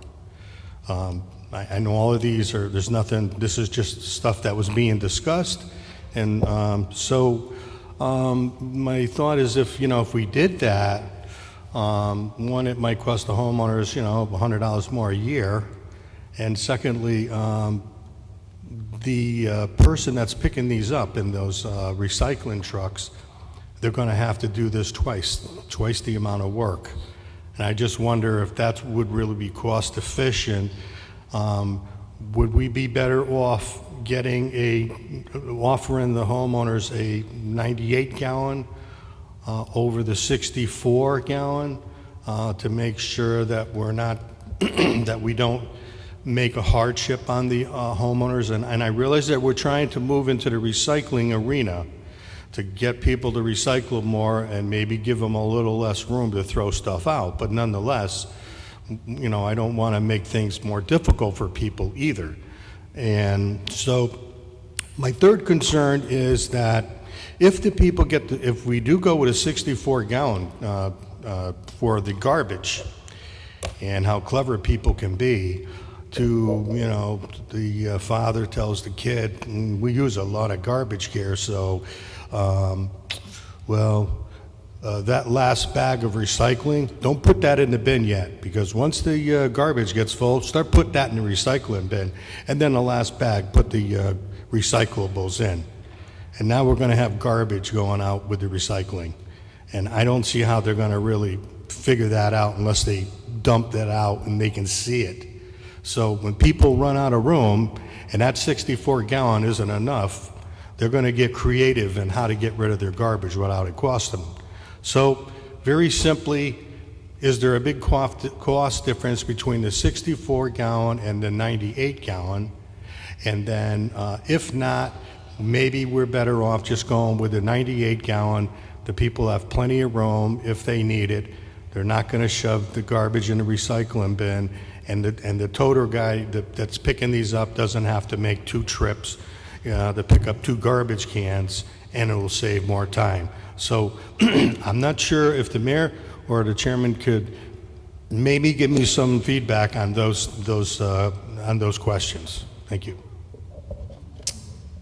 Mr. Chairman, through you to Alderman Vecchiarelli, you talked about costs. The actual cost of the toter between a 96-gallon and a 64-gallon or a 48-gallon, which are 3 of the sizes that we've considered, it's not a big deal. It's $60 to $65, a $5 price differential. Where the huge multi-million-dollar cost differential comes is in the tipping fees. We spend millions of dollars a year in tipping. For each ton of garbage that we get rid of, each ton of solid waste that we dispose of, there is a $60 tipping fee. That doesn't even include the cost of the transport or some of the other operational costs associated with it. For every ton of recycling, however, the city receives $20. So we are doing everything we can to incentivize recycling and at the same time discourage tipping, because taxpayer money is getting spent every time that we are not recycling. We're doing that in a series of ways. We have implemented a new recycling task force. The task force, they're doing everything from putting together, with the help of the audiovisual folks at both Foreign and Law, a public service announcement that will be playing over the next couple months on the Milford Government Access Television station, reminding people what is and what is not recyclable, because again, it changes. Back when this program was implemented, I mentioned a few minutes ago, there weren't that many things that were recyclable as opposed to now. So many more items are recyclable in 2016 that were not in 2011. Things like phone books, rigid plastic. Those things were not eligible for being recycled back then. They are now. Chipboard, our cereal boxes and things like that, we can recycle. We have to take the little plastic bags or the filament bags out of those, but we can recycle the boxes. To your point, in terms of how we're going to monitor this, how we're going to enforce this, the vehicles that we're purchasing actually have cameras on them. So before the vehicle, before the hydraulic arm actually places the recycling into the vehicle, the camera will allow the operator to see what types of items are going in. A second camera will allow them to see what items are actually dumped in, so they'll be able to enforce it. Is it going to be 100%? No, it's not 100% now. We are trying to educate people not to throw things like plastic bags into the recycling bin. Too often we see things that aren't appropriate. Where we see those and catch those, we try to educate homeowners, people that are recycling. We want to encourage it because it saves everybody money, especially the city of Milford. We think that the 64-gallon toter will keep the status quo. It's approximately the size of 2 garbage cans, which under our existing ordinance, you're only allowed to have 2 garbage cans. Sometimes do people put out a third or even a fourth? Yes, absolutely. Right now we have a program, however, where if they want to purchase a second recycling bin, they're allowed to. That same program we're developing, we're going to be working with our Public Works Subcommittee to find a good program to roll out administratively. But those are some of the things that our Recycling Task Force, the Public Works Department, they've done a lot of research. They've gone to other municipalities, seen what works well, see what does not work well. The fact that our recycling is only emptied every other week and our garbage is emptied every week will continue, because garbage can't sit around for 2 weeks because it will smell. You have to get that garbage moved in and out at least on a weekly basis, and we're going to continue that. The recycling, however, that's a dried goods, and you don't have that garbage, kitchen type garbage in there, so it could sit a little bit longer most of the time. So it will pretty much be the status quo. The only thing that this ordinance that's before you right now, this proposed change in the law, is that the city will offer the receptacle instead of having homeowners have to provide 2 garbage cans. The city will provide the receptacle instead. So the only thing that you're considering this evening is whether we're going to make the switch from homeowners providing the receptacles to the city providing the receptacle at toter. Thank you, Mr. Mayor. Is any more discussion on the motion? Alderman Grant. Thank you, Mr. Chairman, through you. I know it's not in this ordinance what we're voting on this evening about the actual size of the toter, but there has been a lot of discussion on it. So I wanted to ask if there has been discussion of allowing the residents to choose the size of their own toter. I mean, I know a lot of residents, for example, who would like one even smaller than that, and some would definitely like one larger. So if each resident would be able to choose their own size that would fit their own needs, that would be very beneficial. I was not the mayor back when the single stream recycling program was rolled out in August of 2011, but I know we did have that feedback, especially from some elderly residents who did not like the size of the 96-gallon toter for recycling. It was just too big. Even if they were world-class recyclers, they didn't produce enough over the course of 2 weeks to warrant a 96-gallon. We've done a lot of research with other municipalities, both within the state of Connecticut and some of the surrounding states, some of the towns in places like Massachusetts and Rhode Island, and the 64-gallon is really that happy medium. It's not too bulky for residents, but at the same time, it's not too hot, not too cold. It's just right. There is a management issue with having more than one size. It's something that we'll look at when we put out the RFP or the RFQ for this, but we'll have to see what type of costs are associated with offering multiple sizes. It's something we'll consider. Thank you. Alderman Giannattasio. Thank you, Mr. Chairman. Through you to Mayor Blake. Mayor Blake, I understand the principle of this ordinance as presented, but it does only state a receptacle, which is one. So from my perspective, I think that the people that were maybe concerned in the beginning with the recycling toters being too big, I think that people have adjusted to that size. And to Alderman Vecchiarelli's point, it might be well suited to have maybe the same size, because I know, as a resident, you generate a lot of trash, and you entertain, you have people over your house, you throw a party, and it's 2 or 3 extra bags, and I think that's the difference.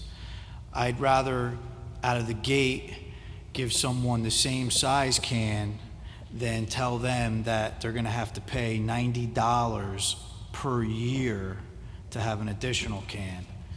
I don't think that's going to go over very well.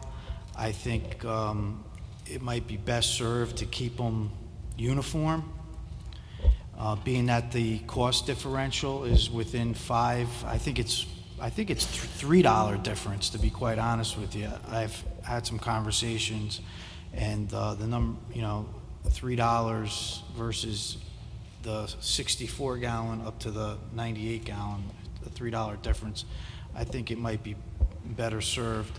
But ultimately, my question is, who is going to dictate the capacity of the receptacle? Where's that going to come from? I mean, I know we're here just looking at this proposed ordinance for a receptacle, but, again, it would have been nice to do we have some input as aldermen, or is that going to come out of a different board? It's a decision that the Public Works Office will make based on their availability for operations. Thank you. Alderman Bevan. Thank you, Mr. Chairman. I just want to say on an observation from the sanitation department right now, within my neighborhood, I have a number of neighbors that put out 3 or 4 cans, and the sanitation department does an excellent job of taking all those cans even though they're not supposed to. And I just want to bring that out, that they're doing a superior job in my neighborhood. And if it was, the idea of this is for the can, and the size that will be determined by the Public Works, and the idea that we're looking to do more for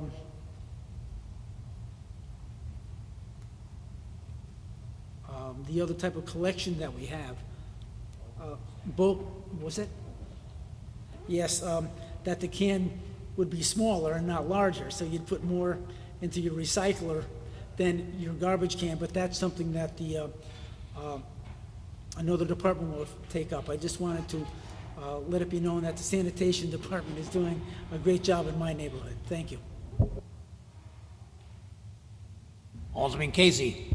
Thank you. Just as a way of suggestion or follow-up, I know like Alderman Vicarelli and Giannatasio and Grant, obviously this is an important issue relative to the size of the gallon, how we're going to address also additional cans if necessary. You know, I understand it's within the discretion to handle it through Public Works, but it might be, this is a practical matter, we're going to have constituents going to complain, nobody's going to be happy either way. It might be just a recommendation that this come before the board as a discussion of public as transparent as possible, have input from the public as much as possible. I know we're probably doing that anyway, but just to come before our board to really discuss this issue, because it's going to have lasting impacts. Not everybody's going to be happy, obviously, but that's just my suggestion.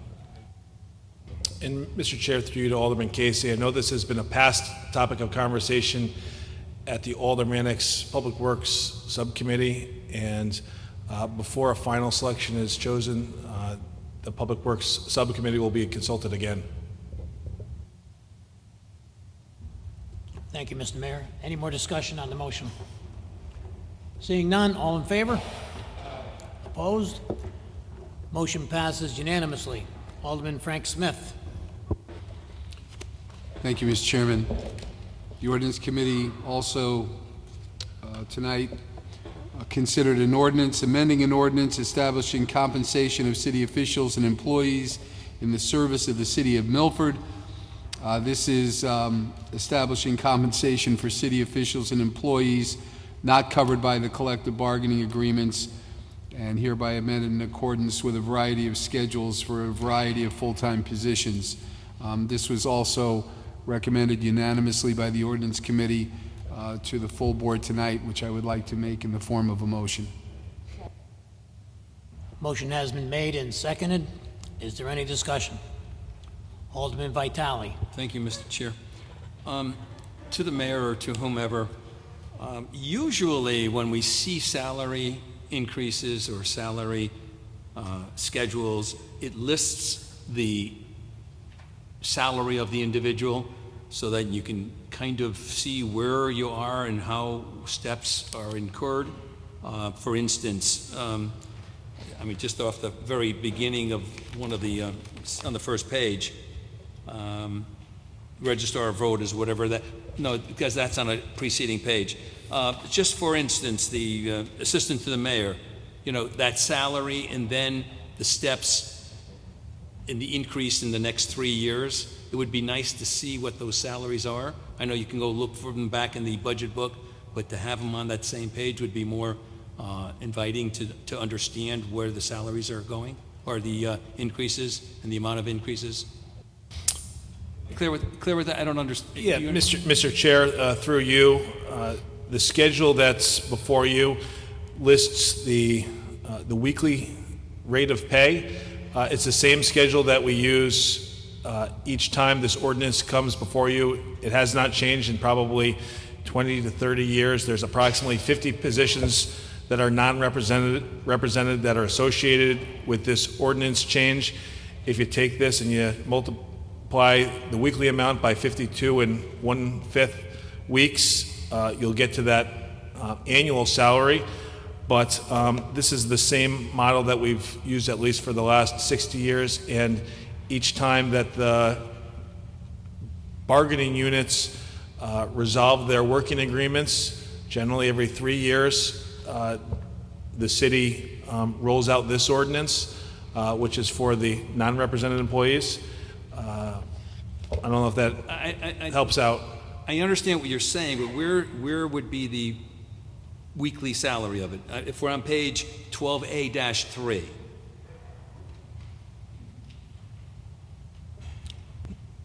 That first one is from date to date. There's a grade. There's a minimum. Is that 1463? What does that represent when it says minimum? Yeah, and if you multiply, that's the weekly pay. So if you... Okay, that's the weekly salary. Doesn't need, I don't know what that, or biweekly or whatever.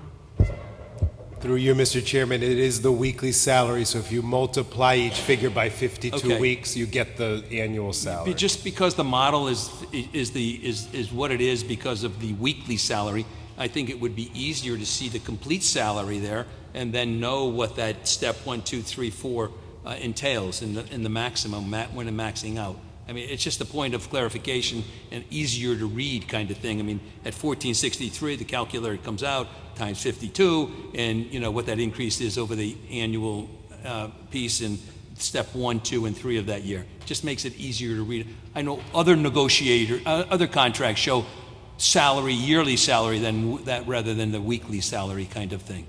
It's neither here nor there, but I think it would be a lot easier to read and less complicated. Alderman Anderson. Thank you, Mr. Chairman. Through you to the Finance Director. I'm wondering how long a period of time does a classified employee serve probationary period? Through you, Mr. Chairman, I believe generally it's normally 6 months probationary period. But, Mr. Chair, our HR Director is here. Most of these employees do not have a contract. They are arguably at-will employees. There are some that fall under our charter and fall under ordinances, that there is a process for removal or for, but most of these employees are actually at-will employees. So, Mr. Chairman, through you to the Mayor, or to Ms. Barnes, I have, or to Peter for that matter, I have one incumbent in mind who I know was hired in February and whose position is on this schedule of charts, and I wondered how that individual, without naming the department or the position, it was filled in February. I assume that person is serving a probationary period, and yet the step 1, step 2 through the maximum shows up on the schedule. How is that going to be handled internally is my question, through you, Mr. Chairman. Through you, Mr. Chairman, normally with all of these positions, the step increase is, I believe, effective at the beginning of each fiscal year. So each employee, including the employee going through his or her probationary period, upon the change of the fiscal year, would ultimately be eligible for a step increase at July 1st. So therefore, it's conceivable that somebody who has filled a position 3 months, in 3 months, is eligible for a step increase just because it's the start of a new fiscal year? Is that correct? Through you, Mr. Chairman, yes, I believe so. But if they did not pass their probationary period, as the mayor said, they continue to be an at-will employee. So if they didn't meet the probationary requirements, technically they could lose the position and the step increase would cease. Gotcha. Mr. Chairman, just for the record, I find that staggering, and I really question it as a policy. Thank you. Alderman Bevan. Thank you, Mr. Chairman. Through you to the Finance Director. On the position of head librarian, I believe that should be director, If you could change that, I would appreciate it, because we don't have a head librarian, we have a director. Thank you.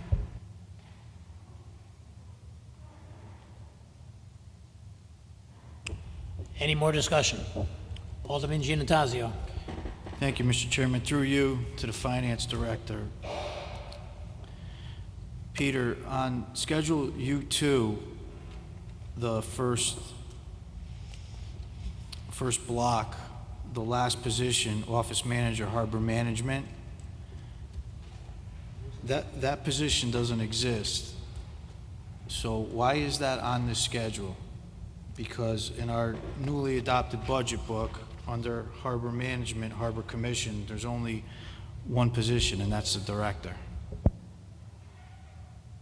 Through you, Mr. Chairman, that is correct. However, I believe that was still left in there as a placeholder in the event we're fortunate enough to have that grant money that we lost reinstated, for example, or if the marina had increased revenue and saw a need with increased business to say, look, we need to bring back the office manager, then at least it would be covered by the ordinance and could be brought to this board for approval in a future budget cycle. Just to follow up, Mr. Chairman, I don't know if I agree with that policy. It's not in our budget book, so technically the position doesn't exist. And down the road is down the road. If we need to reinstate a position, we can do that through ordinance. I think it's best to eliminate that. Mr. Chair, I don't think it has really a direct effect either way, but by allowing it to stay there, again, this ordinance generally is only adopted every 3 or 4 years. So if next year you move forward, if the grant money that Director Aradisi was speaking of is restored and that position is restored, we would have to, I guess, implement the entire new ordinance over again. Which is, either way, again, it doesn't have really an effect either way. In order for the monies to be allocated, your board would have to weigh in anyway. I would feel best to eliminate it at this point. We could always amend the ordinance. I mean, we've amended ordinances. We're amending ordinances tonight. And that's, part of what we do as a legislative arm of the city. So if it's not being filled and it's not an existing position, I don't think it should be adopted.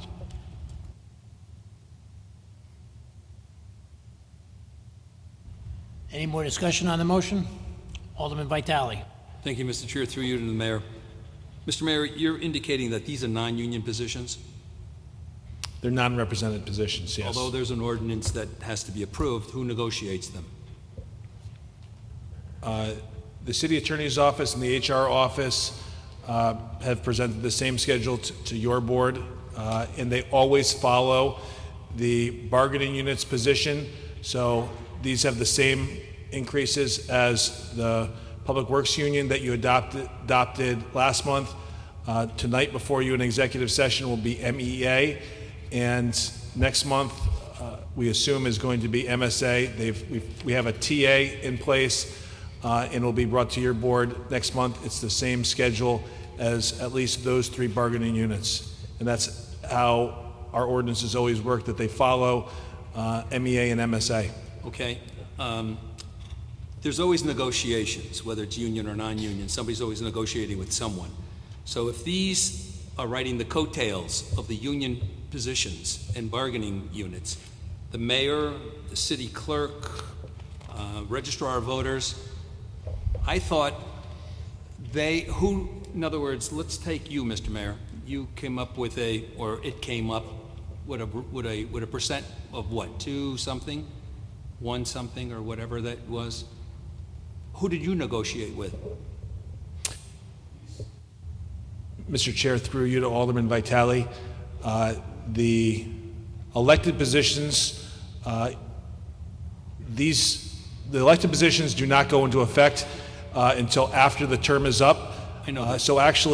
So it will not affect any of the elected positions. However, there's actually a decrease for the amount of compensation for the elected positions because another ordinance that's before you is for the benefits, and there's actually a higher premium cost share for those elected positions. So there's actually going to be a decrease for the 4 people that are elected, including the city clerk, including the registrars and the mayor's office. Well, I think that's unfair, because if you're not going to get a raise until the next election, why should your salaries and fringe benefits be affected by something that hasn't been effectuated? But that's not my point. The point is, when the mayor or somebody else comes up with a percentage, let's say 2%, there's always a negotiating body that agrees with, or are we that negotiating body that negotiates with you? I mean, when you take the other side of the street, teachers negotiate through MEA. The MASA negotiates with their administrators. But the superintendent can't be carried on the coattails of the pre-negotiated contracts. That's against the law. And I think it is, because we were told that way back when we were negotiating, that we start from zero, and we had to negotiate everything we needed to negotiate. So the superintendent negotiates with the Board of Education. Separate contracts. They may mimic the teachers, or in some instances, or in the administrator's contract. So what I'm saying here is, where do you negotiate? Do you or somebody just picks a number out of the hat that says the next mayor at the next election will get a 2% raise? Mr. Chair, through you, this board is the final arbiter.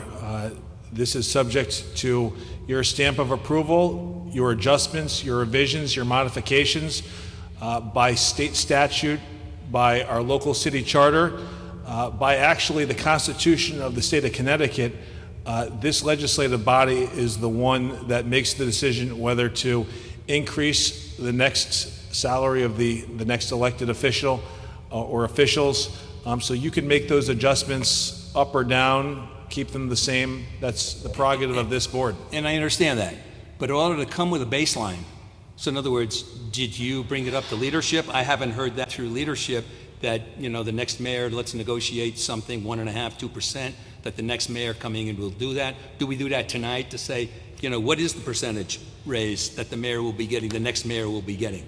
So do we say it's at 1.5%? Do we vote on it and say we can adjust that to 1% or 2% or whatever that might be? There's always a negotiation going on, whether it's union or non-union. And the fact is, I thought that anybody pre-existing, any contracts that were pre-existing, that the negotiating, in other words, the newly negotiated unit, it may not be a union kind of thing, but there's always a bargaining unit involved. I mean, you take the city attorney's office.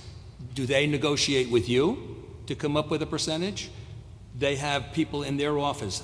Do they negotiate as a unit and bring it forth to you or to the city attorney that comes to you? The process, I mean, Mr. Chair, through it you, seems like it's by out of- ordinance, those positions, those non-represented positions that are before you this evening, by ordinance, by our U2 ordinance, always follow MSA. Again, that is an ordinance that has been in effect for at least 20 or 30 years, maybe longer, that I know of, and that they have always followed MSA. So those Okay, maybe the city attorney, a question to him. Am I on the right track to the fact is that you can't carry negotiations on coattails of the previous unions that are negotiating within the city or whatever? I may be out of line here. I don't know.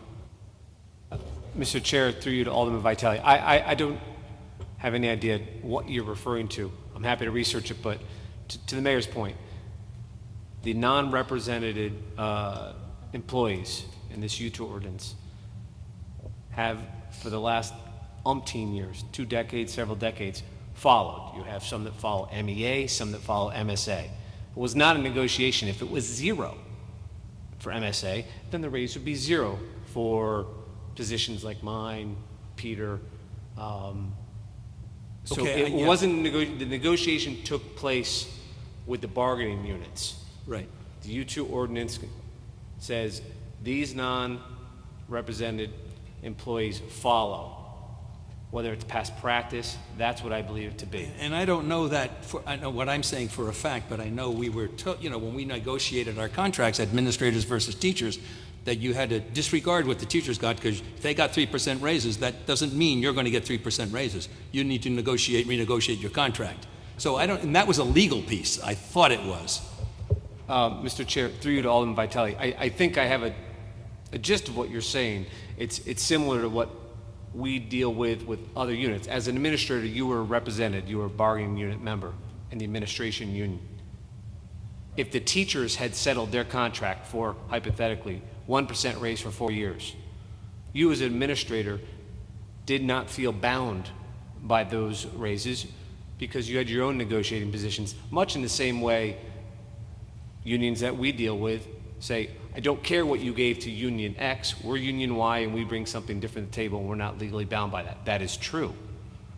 That being said, the Labor Board certainly takes a position, and it's our position, that the table is set and our philosophy is similar to each union. It just seems odd that, you go with the coattails of another bargaining unit to make it a little easier to figure out what that percentage of raise would be for that next year. So I don't know. And then yet to come up with a 2% is our responsibility to say, well, we don't know. Well, let's amend that to 1.5% and let's see what happens with that. So I just, that riding the coattails is the issue with what I have to say, rather than negotiating with somebody. And this is the negotiations right now, tonight, I guess, for the mayor's salary and the city clerk's salary. Mr. Chair, through you to Alderman Vitale, you certainly could view it that way, yes, because as this board is, as the mayor indicated, the final arbiter. It's coming before you for this ordinance for approval. The ordinance is effectively a raise for everyone, but the sitting elected officials, because as the mayor indicated, by state constitution, any sitting elected official can't receive a raise while in office, so those raises would go in at the next election. And I understand that, so that's why I ask again, for that next mayor, what is the percent of increase in that salary? That's what I'm looking at. For all these positions that are before you tonight, elected and non-represented, it's 2.25%, 2.25%, 2.5%, which follows the MEA that is before you tonight, and which follows the Public Works Union that you approved last month. But we approved those contracts. We didn't approve any of these others, though. So in other words, you're in negotiations right now. That's the point.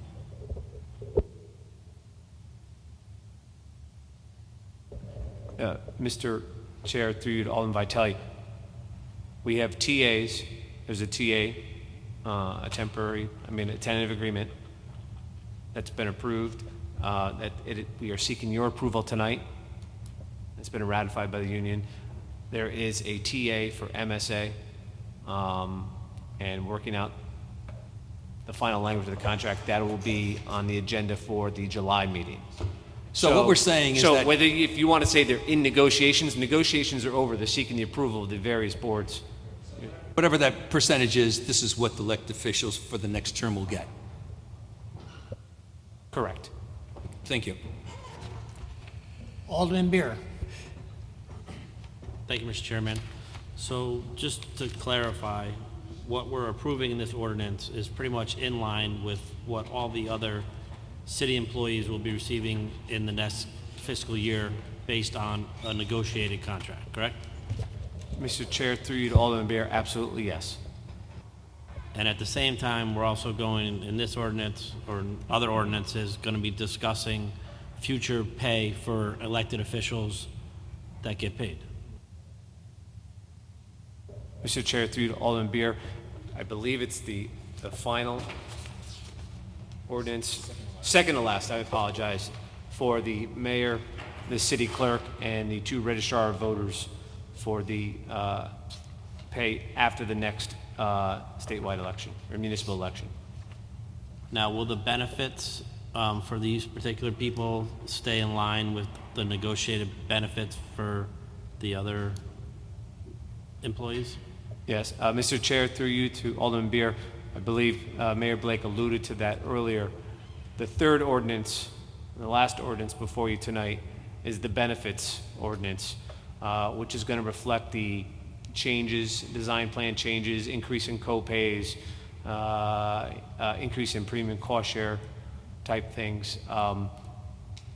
The elected officials will bear the additional costs associated with that. That's what he was referring to, that is existing elected officials will actually have a compensation decrease because they won't have the benefit, or can't by law have the benefit of any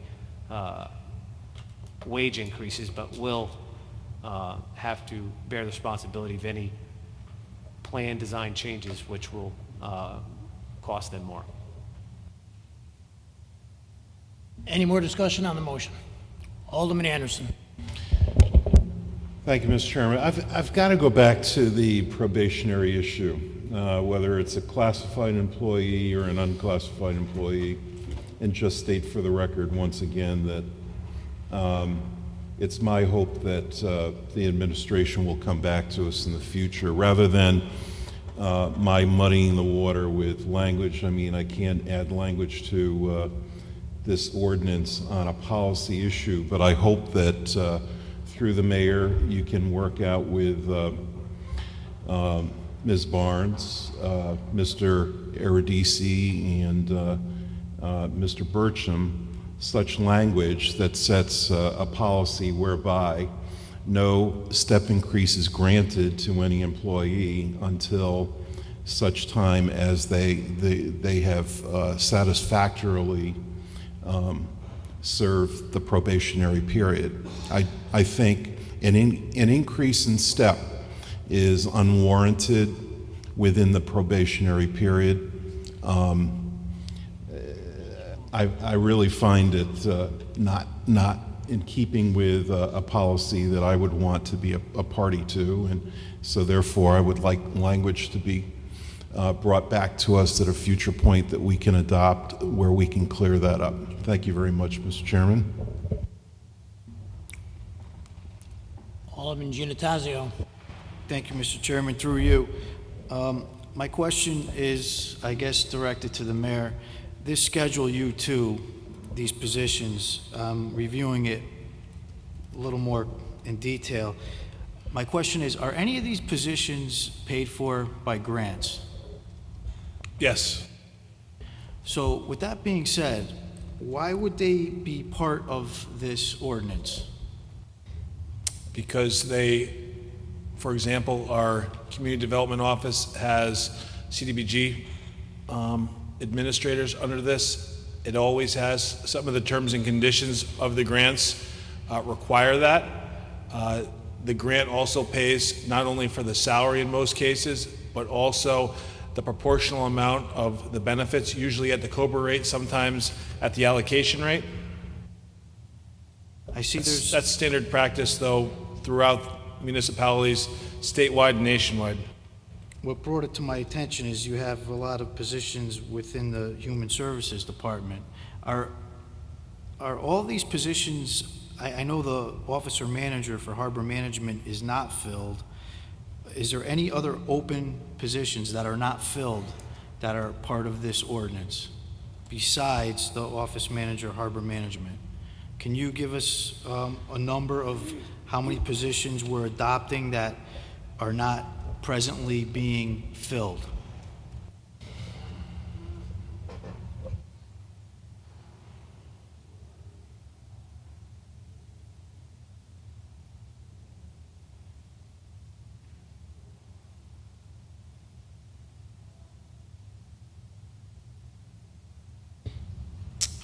Other than the office manager position, again, harbor management is its own entity. It is a separate account that they run, so it is almost like a grant-based agency, their own division. But other than that office manager position, at least at first blush, I do not see any other positions.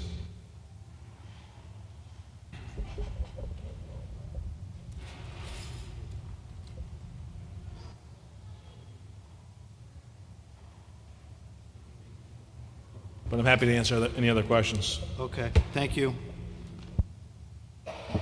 Any more discussion on the motion? Seeing none, all in favor? Aye. Opposed?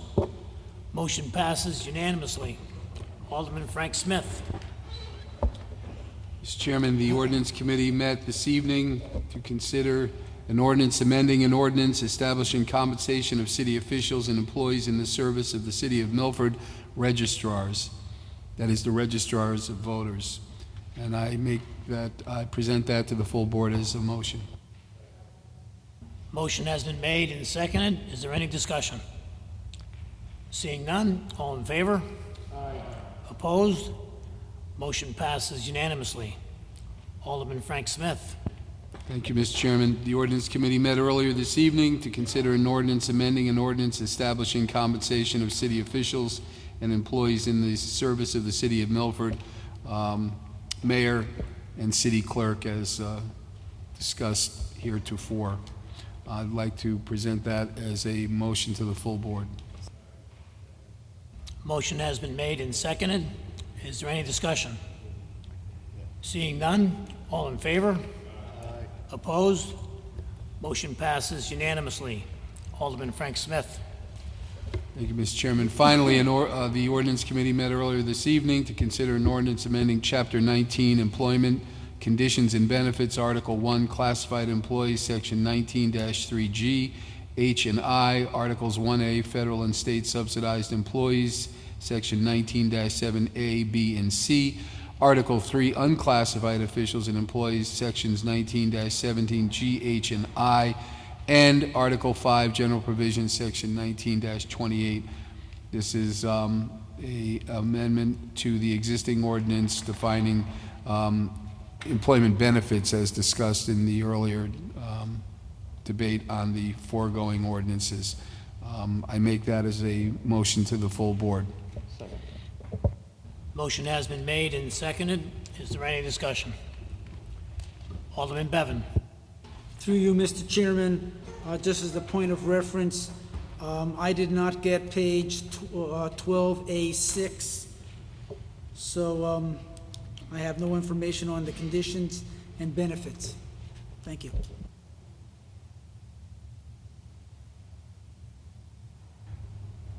I don't believe we got, I didn't see one either, Alderman Bevan. There's a section that states the title of it, but it is listed as a record on file with the city's clerk's office. But other than that short description of it, and there is a small section in our packet, which is just the title of that ordinance. I didn't receive anything further on that defining the benefits or the details of the amendment. Mr. Chair, if you'd like to stand in recess briefly, I can print an extra copy for Alderman Bevan, and if anyone else needs one. 5-minute recess.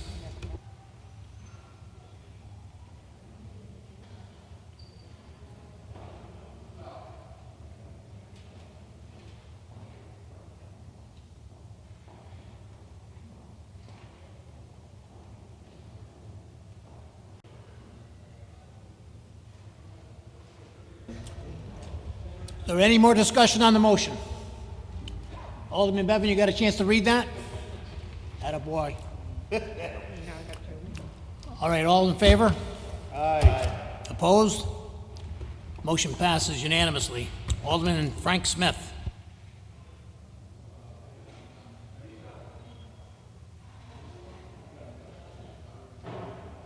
Thank you. All right. Is there any more standing committee reports? Right over here. Alderman Hardeman. Thank you, Mr. Chairman. The Public Safety and Welfare Committee met tonight. On an appeal hearing of the Public Safety and Welfare Committee, and the appeal was by George Hunahan and Suzanne Anna, a Public Works Director order directed April 12, 2016 to repair and or replace defective sidewalk at 88 West Main Street. The committee itself denied the appeal, and but we did approve the Public Works Director to repair where the two trees were destroying that part of the sidewalk. That's what we did tonight. Approximately how many feet is that? It's 25 feet. Thank you.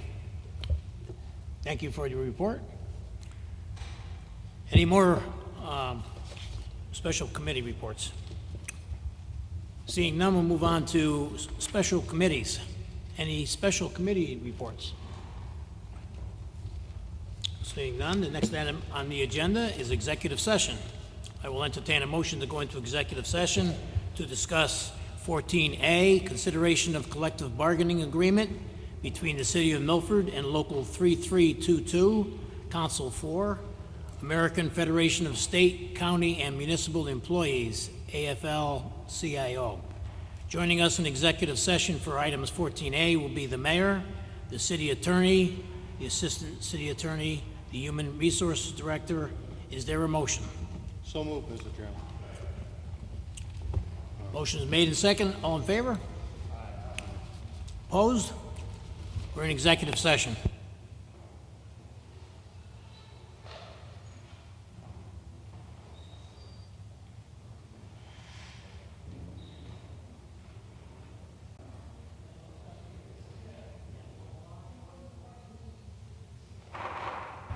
Aldermen, please take your seats. Executive session is ended. What did she say? Is something from the city attorney as what?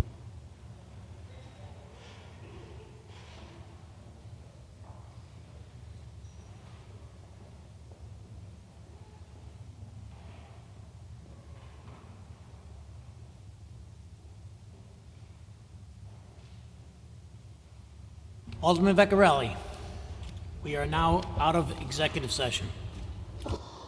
Mr. Chairman, I move to approve the consideration of the collective bargaining agreement between the City of Milford and the Local 3322 Council for American Federation of State, County, and Municipal Employees of the AFL-CIO as discussed in executive session. I would move to approve the consideration. Second. Motion has been made and seconded. Any discussion? Seeing none, all in favor? Aye. Opposed? Motion passes unanimously. Is there a motion to adjourn? So moved, Mr. Chairman. Motion has been made and seconded to adjourn. All in favor? Aye. Opposed? Meeting adjourned. Thank you, ladies and gentlemen.